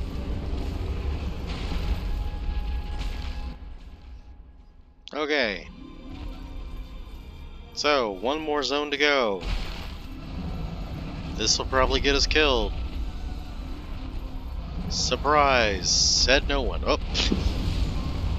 Of course I could fail my jump and just utterly fall.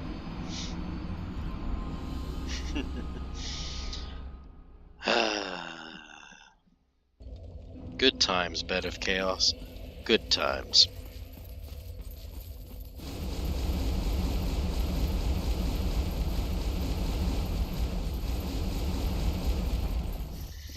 Definitely highlighting a weakness of mine.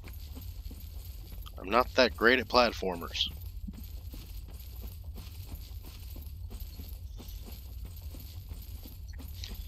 If there's ever any form of jumping or platforming, I am extremely nervous. There's actually an item over there that I'm skipping each time, but... Oop. Now I gotta go this way.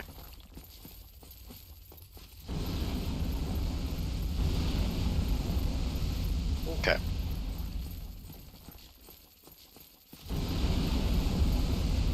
La da da da da da da. La da da da da da da. Nope.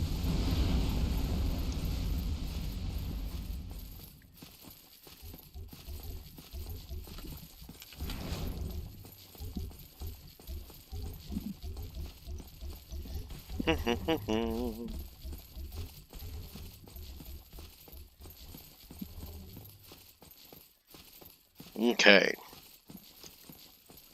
Enter the boss room. Go ahead and chug.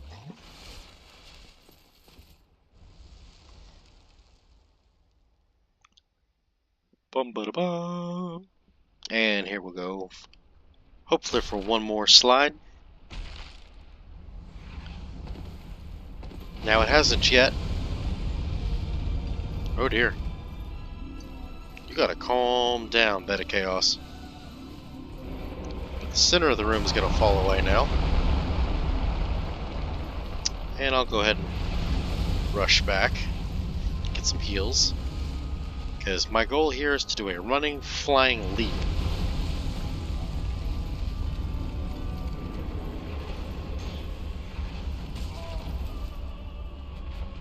Hopefully that's okay. Nope. Interesting.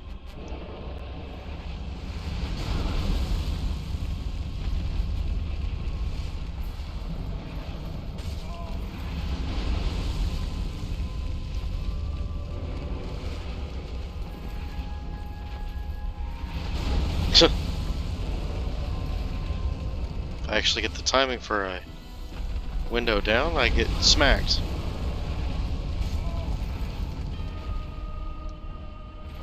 Fine, I'm just going for it. Nope. I got swept away.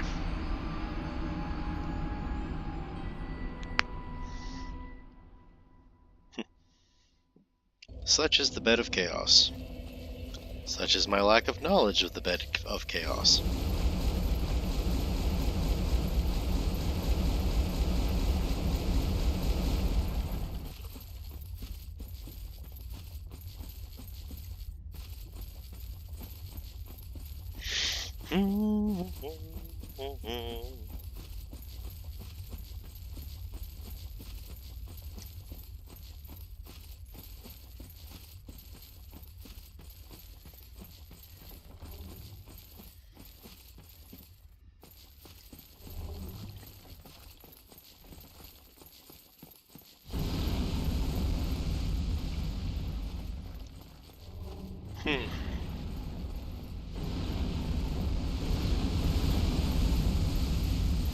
Ba-dum, dum, dum, da-dum, da-dum, da-dum, da-dum. Ba-dum, ba-dum. Ba-dum, ba-dum, bum.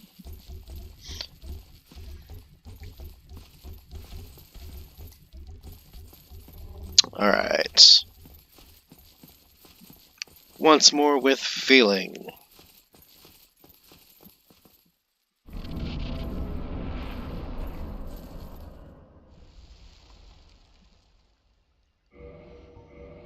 Mm-hmm.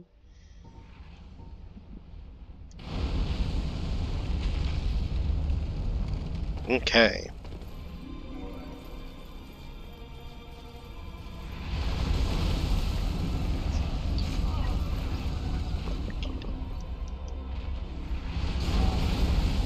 Okay, this is proving ridiculous.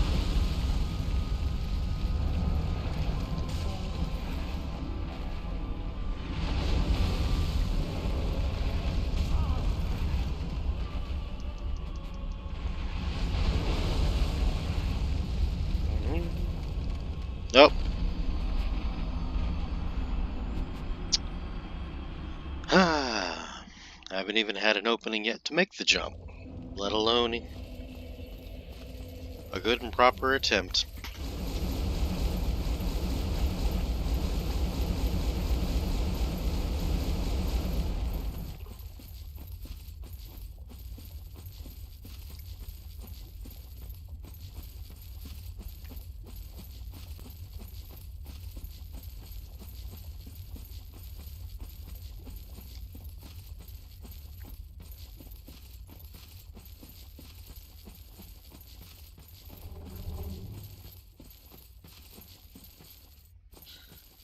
So yeah, if you haven't noticed, with at least what I've shown thus far on this guide,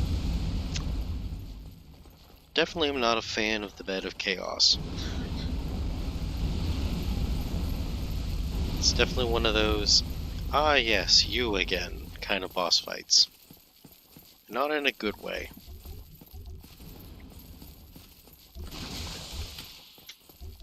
It's more like a, oh goody, I get to cringe my way through you kind of way. One of these days I may sit down and watch some breakdown of strategies.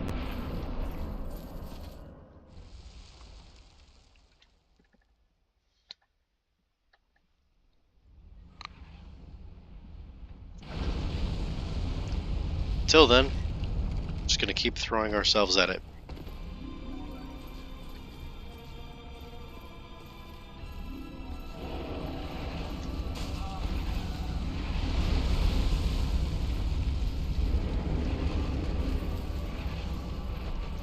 Oh, really?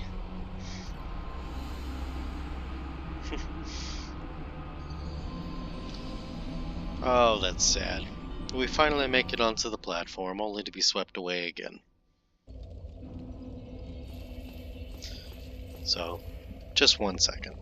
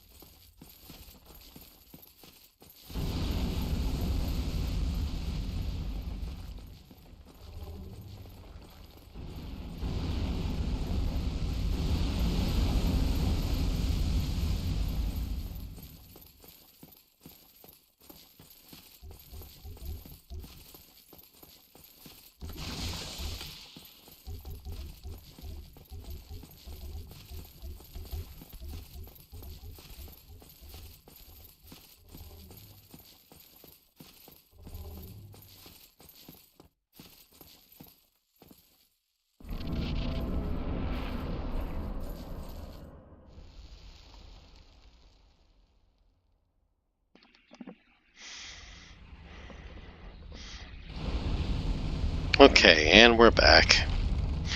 And we're still at the Bed of Chaos. Hooray, said no one ever.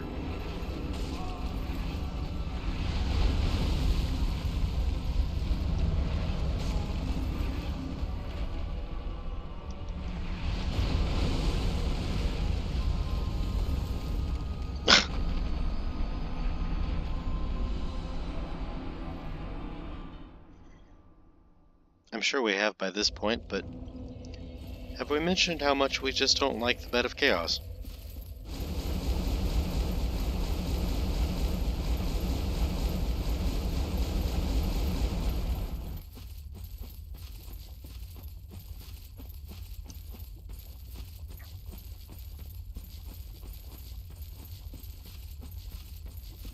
Because we've been officially attempting the Bed of Chaos for 20 some odd minutes. 2/3 of which, or possibly greater, has been running back and forth from the bonfire to the boss room.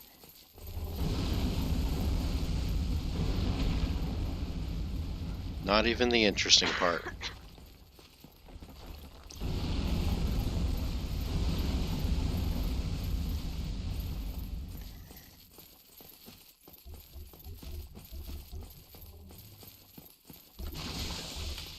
Oh, stuck on a tree.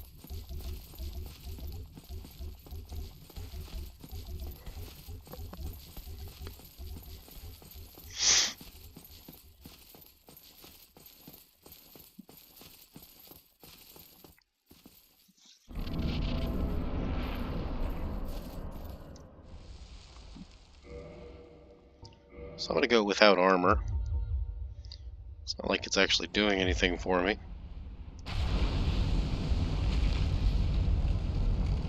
I mean, sure, I'm probably taking less damage on that hit. It's interesting, I can't... Oh, I'm in the menu.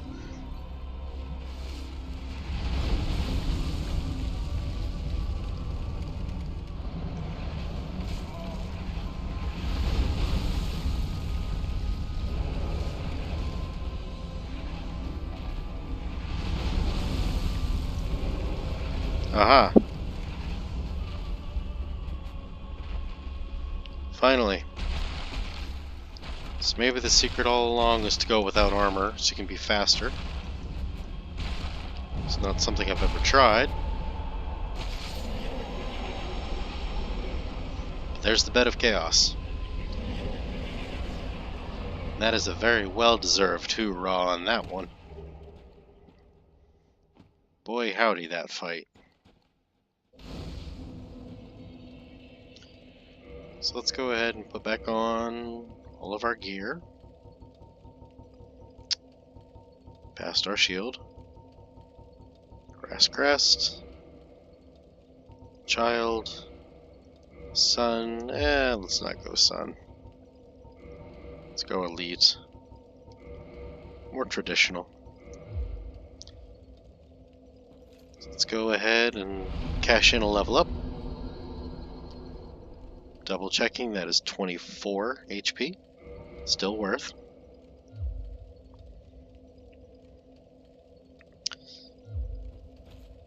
But now we can proceed to warp to Firelink Shrine.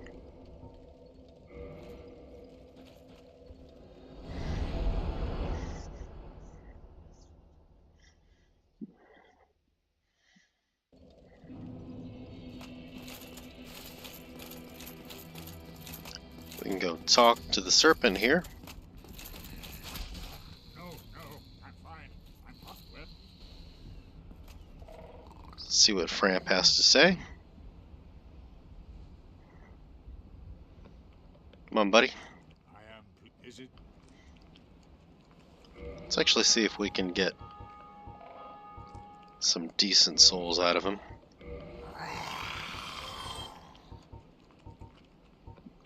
I'm definitely not going to feed him those, because we can do better than that. Don't need green. Don't need blue. Don't need white. And it's not the best, but it's something. I'll go ahead and drop Priscilla's.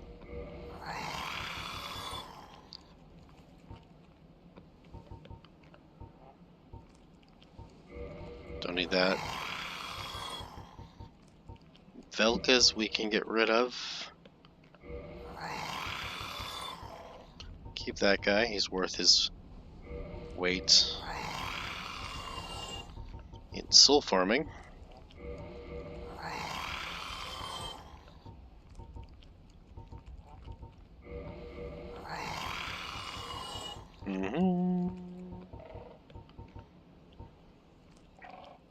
We'll keep Havels, just in case. And I don't think there's any tremendous worth here. Ah, there's the gold set. I'll sell that.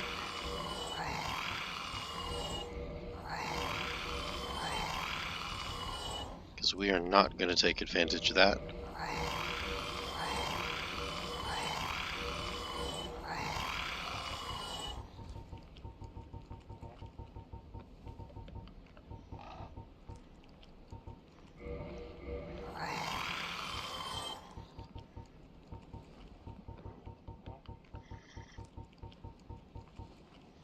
Okay, that should give us a soul. Free level up.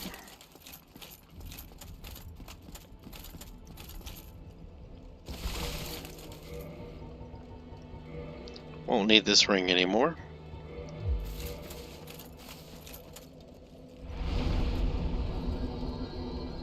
That is 23 HP.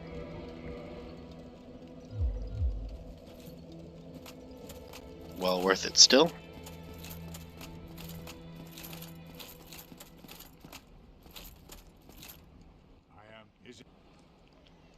So let's go ahead and say warp. Very well, then.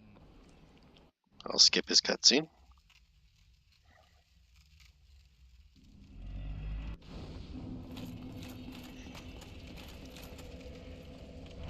We can now offer souls, but first let's repair our equipment.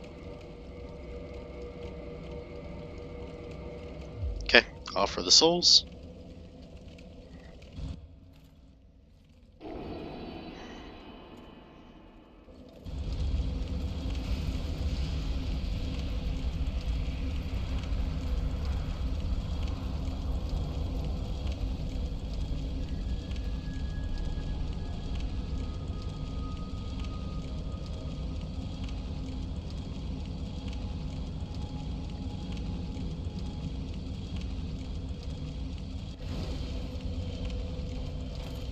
And we can rest. Resting here will help save us time. Now I'm going to proceed down into the Kiln of the First Flame.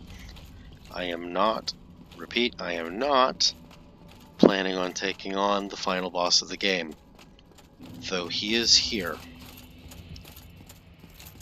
Gwyn in all his splendor. I am, however, planning. My favorite set of armor is in this area. I do want to showcase.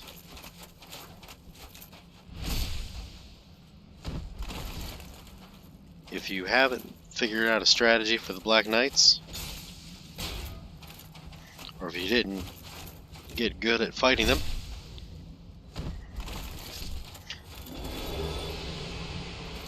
there's that Titanite chunk I needed. If you didn't get good at fighting the Black Knights, you're definitely going to have to get good on this path. Because every single attempt to fight Gwyn, you're going to have to kill a bunch of his knights.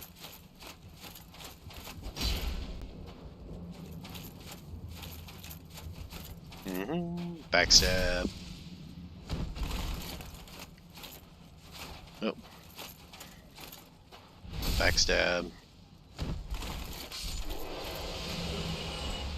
Also, if you're trying to get all your various weapon infusions, or whatever they call it in this game,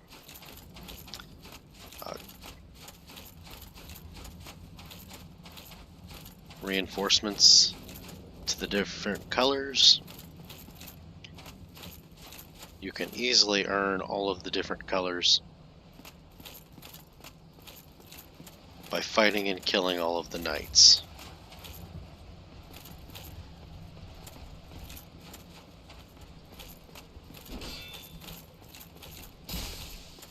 Nope, didn't get it. Come on.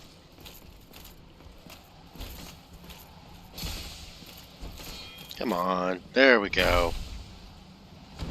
Boink. Bye-bye.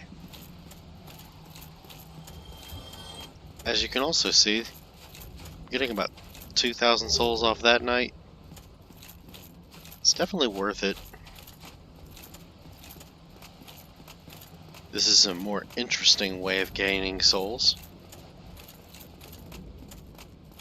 Fighting and killing all of the knights. It's definitely not fast, which if you're going for a fast way of leveling up, I'll be showcasing that here in a minute. Boink.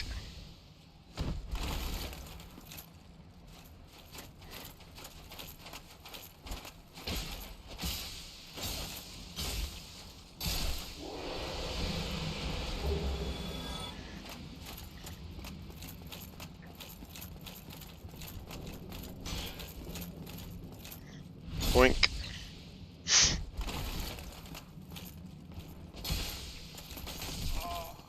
Oops. Didn't have the lock on.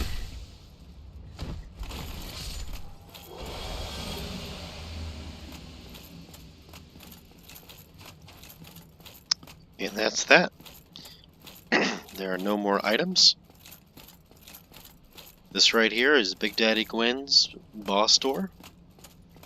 We could go and fight against the Lord himself. But, like I mentioned before, we're not going to be doing that just yet. We're going to hold off on that particular fight for another day. I'm going to go ahead and switch out to the Black Knight armor.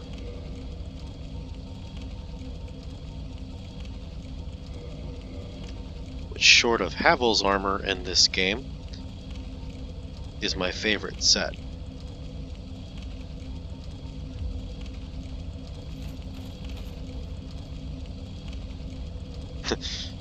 Still have the slightly derpy Mask of the Child. Can make it awkward with the sun.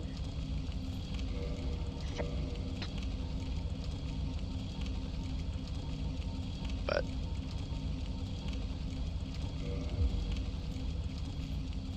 could go with a more crown-like appearance with the Velka mask. What I typically do is I would, with most characters, I would get the Dark Wraith set and put its helm on. But we don't have the Dark Wraith set. Not on this character. Oop. So, we'll stick with the Velka mask for now. Go ahead and repair.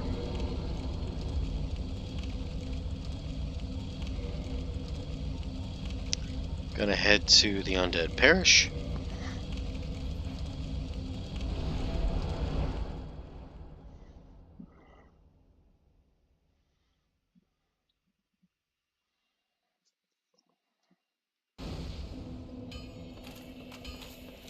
Because now that we have a more completed set of armor, I mean, we could put on the Black Knight's helm, don't get me wrong.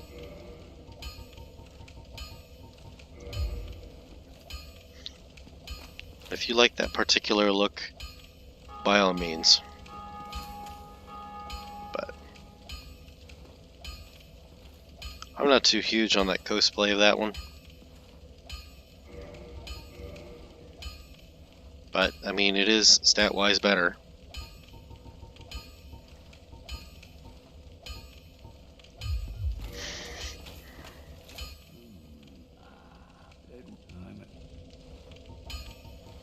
do try, but the sex doctor, you.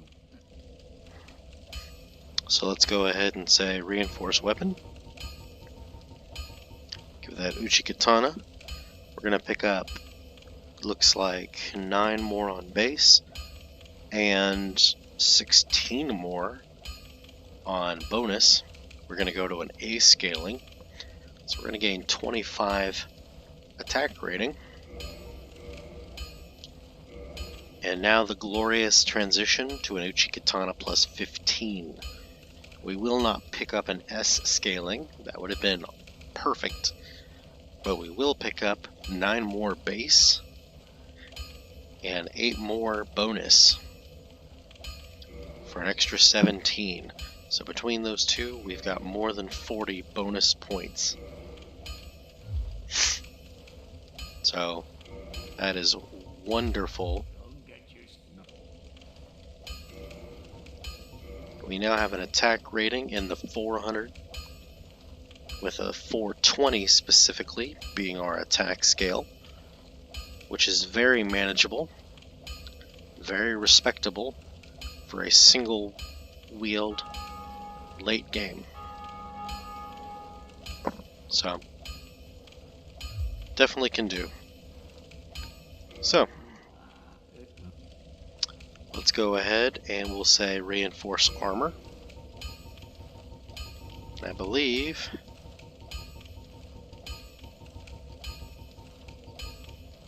these are going to take Twinkling Titanites. So you want the biggest bonuses. Usually it's in the chest. So we will start reinforcing the chest.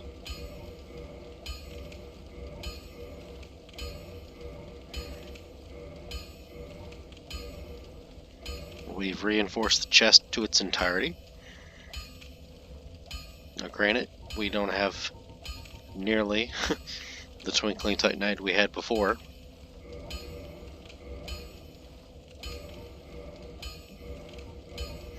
But that is okay.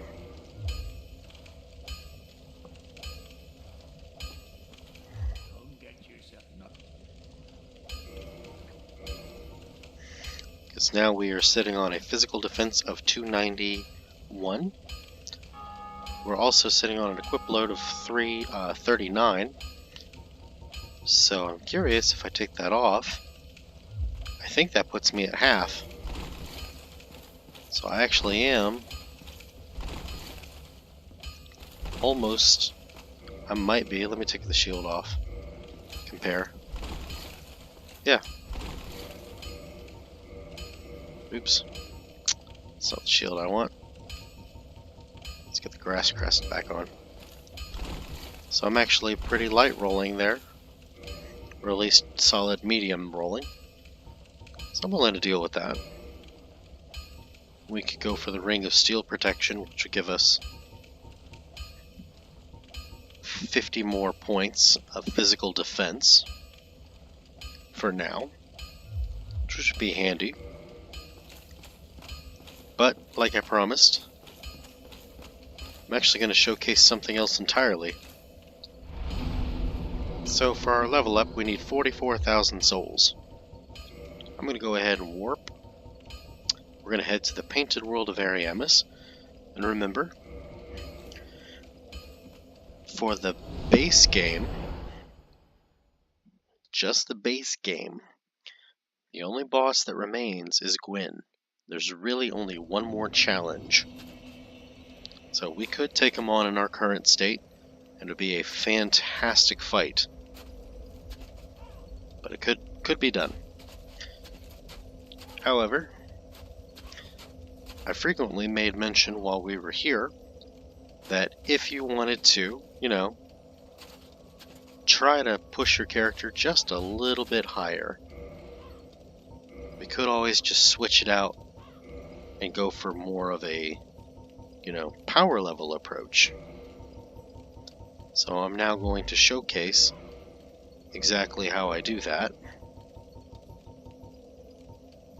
We're going to do the Dragon King's Great Axe. And notice, it takes 50 strength. I have 14. this weapon, even if I two-hand it, I can't swing it. It's terrible.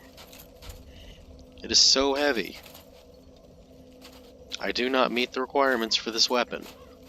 I have no business wielding this weapon.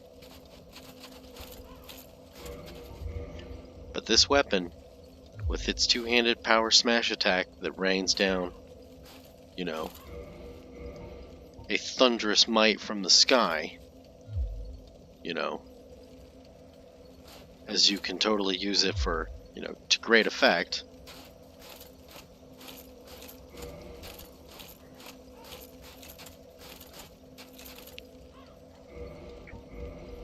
We will have to wait and gain some more stats. However, if you're like me and you're like, you know what, I'm only interested really in farming as efficiently as possible and getting his souls, you know, with whatever I have. I don't need a very specific setup. I don't need, you know, I just need souls. I don't care that, you know, ooh, you're missing out on, you know, 5 to 10% efficiency.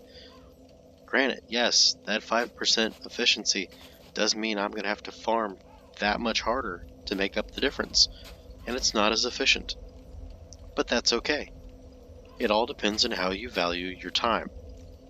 I particularly find this little rinse and repeat cycle of farming here quite enjoyable. I use it in the background while I'm doing other things. Or, you know, sometimes at the end of a day, I'm just like, hey, I just want to mindlessly, you know, hack and slash my way through enemies. This gives me that little break. So, without further ado, I did slip into the covetous silver serpent ring so we get more souls. If you did want more, I do not have the symbol of avarice, the treasure chest head as it were, to get more there.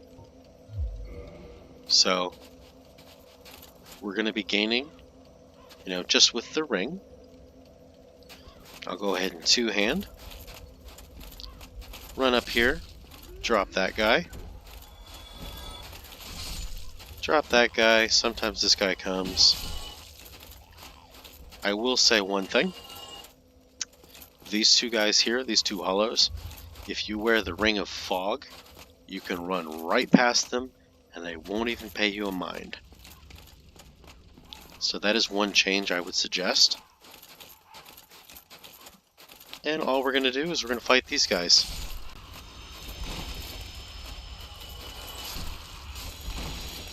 Is there a more efficient way to do this? Yep.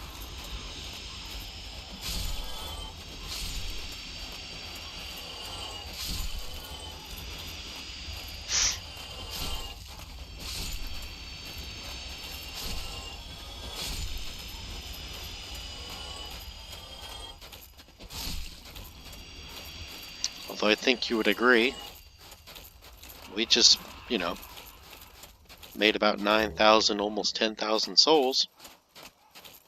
And that wasn't very hard. It actually took very, very little effort.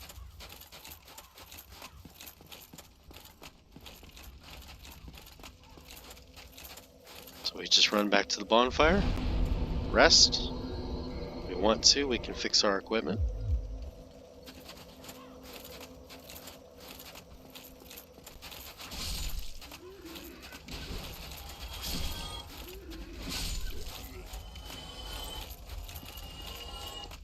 Gonna switch to two-hand for maximum potential.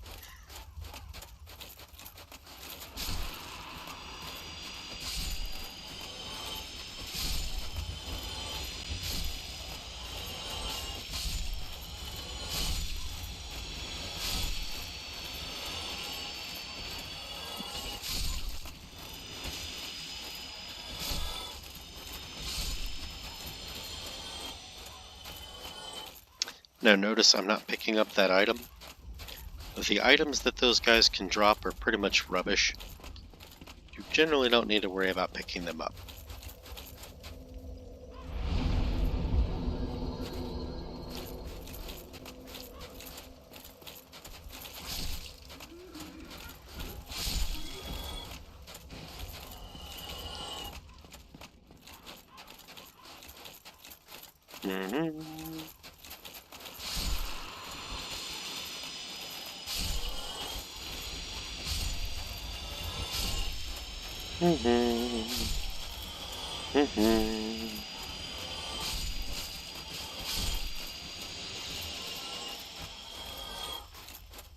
Okay.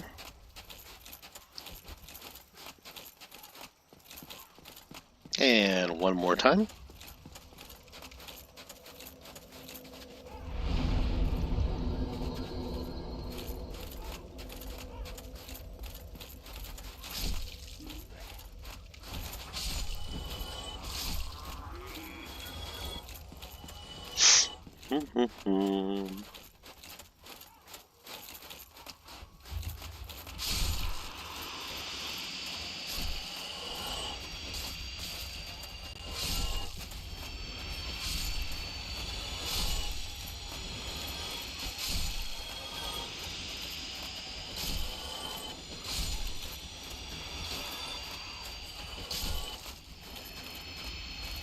Okay.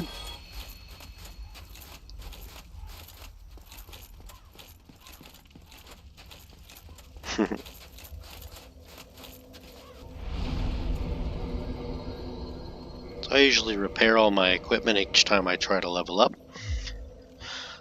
The same cannot be said for the other weapon, which rains down thunderous might. It needs to be repaired basically every single time you use it. But we could go ahead, and I could get another level up in Vitality here. I will proceed to do so, and take that free level up, which took only a couple of minutes worth of effort. Excuse me. It's not terribly hard. You're getting about 10,000 souls every minute or two, so it's pretty easy. Excuse me.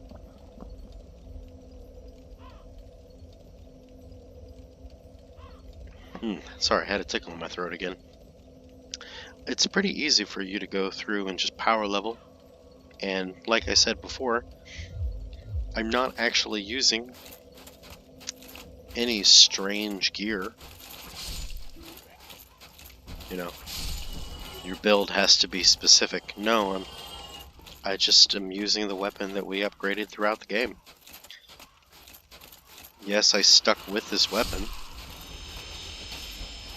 That's the only unusual thing about it, really.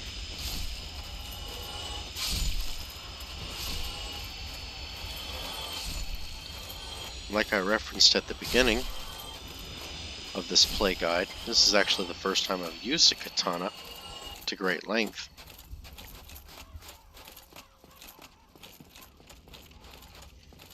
So I mean, it's not even like, you know, I've specifically built and geared and run this type of a character.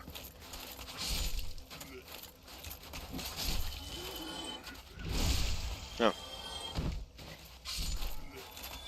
Ridiculous overkill. So I mean, this is the beauty of this type of a soul farm spot here.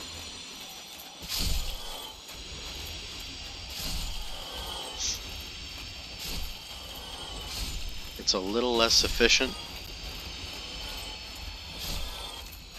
than using the super weapons special attack, but it's also very, very much within the realm of possibility for every character, regardless of if you met the special conditions to get that bonus weapon or not.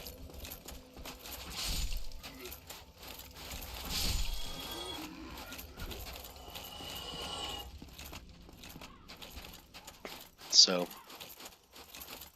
I'm going to illustrate once more just how readily and speedily we can gain the souls necessary to level up. Okay, that's it for that. So I think we need 2 more runs. So with our recording clock, it says 241:49.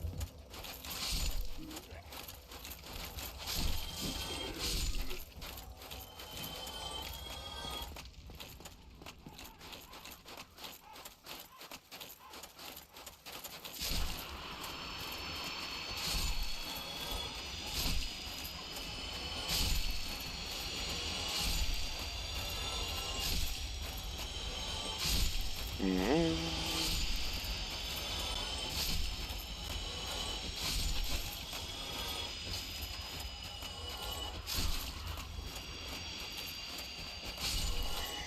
So that was a very, very inefficient way to kill them.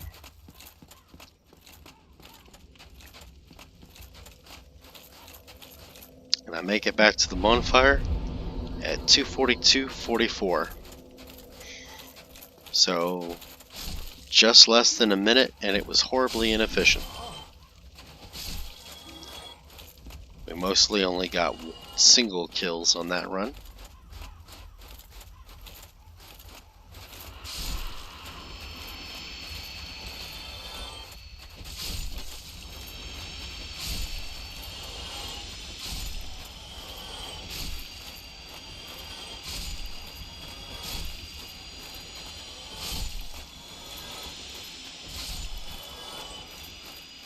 Okay.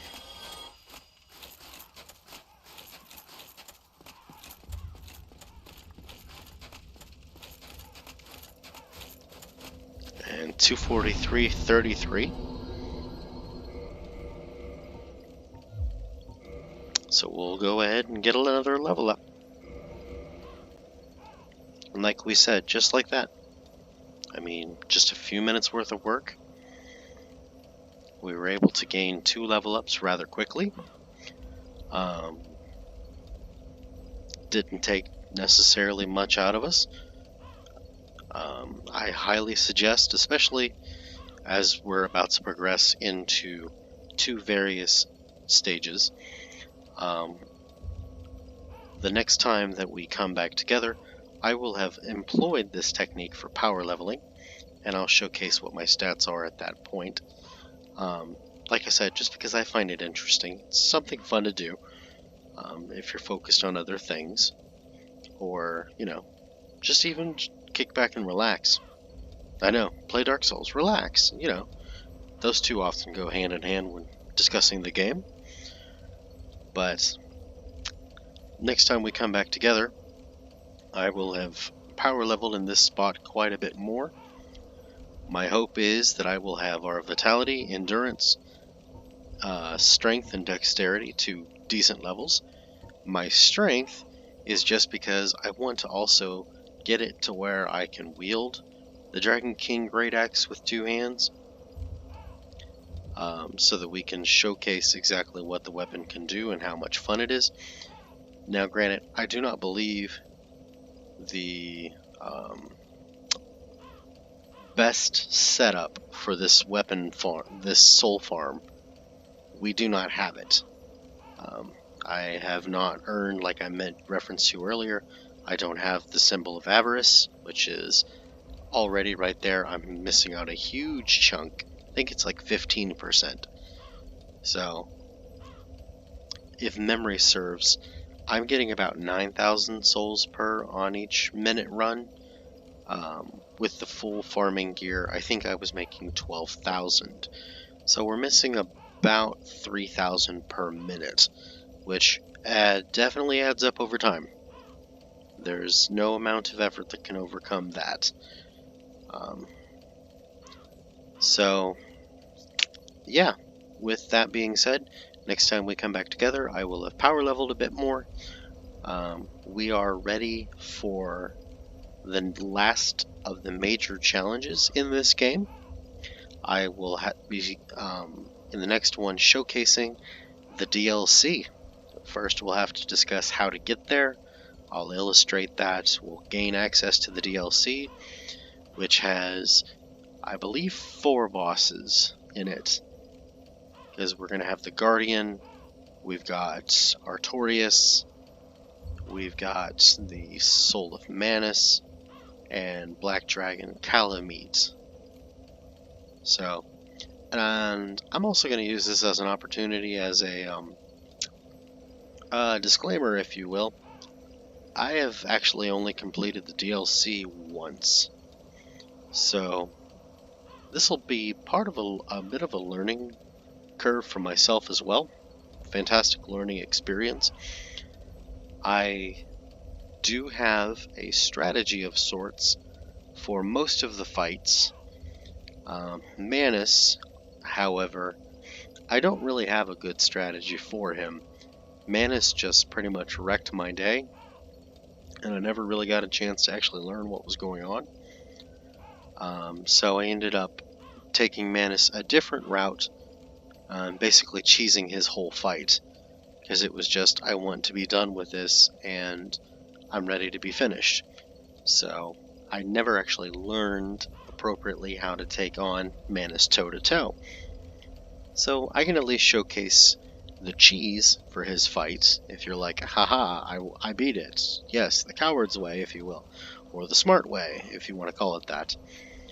But I may take this as the opportunity to try to go toe-to-toe with Manus. We'll see. It's definitely all depends on how the rest of the DLC plays out.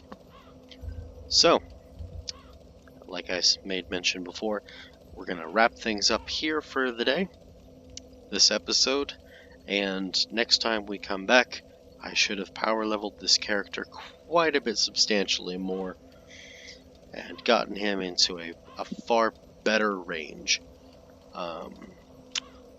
Although it does call to mind that there is one optional boss, if you want to call it a boss. It doesn't actually have an HP pool that it shows, where we did not take on the Hydra boss, mini-boss, at the base of the world, down in Ashen Lake. So we're going to be taking on one of the Hydra mini-bosses in order to gain access to the DLC, because I saved it for that time. We could have killed it before, but I saved him for this next episode. But I will probably showcase, just so that we can wrap up coverage for that area, to say we've at least explored most of the options. That way my friend is at least aware that area even exists, and he can have a part of the series where he can observe it, or just head down there. So, for now, let's go ahead and we will wrap things up for today. So, take care everyone. Until next time, have fun, and happy hunting.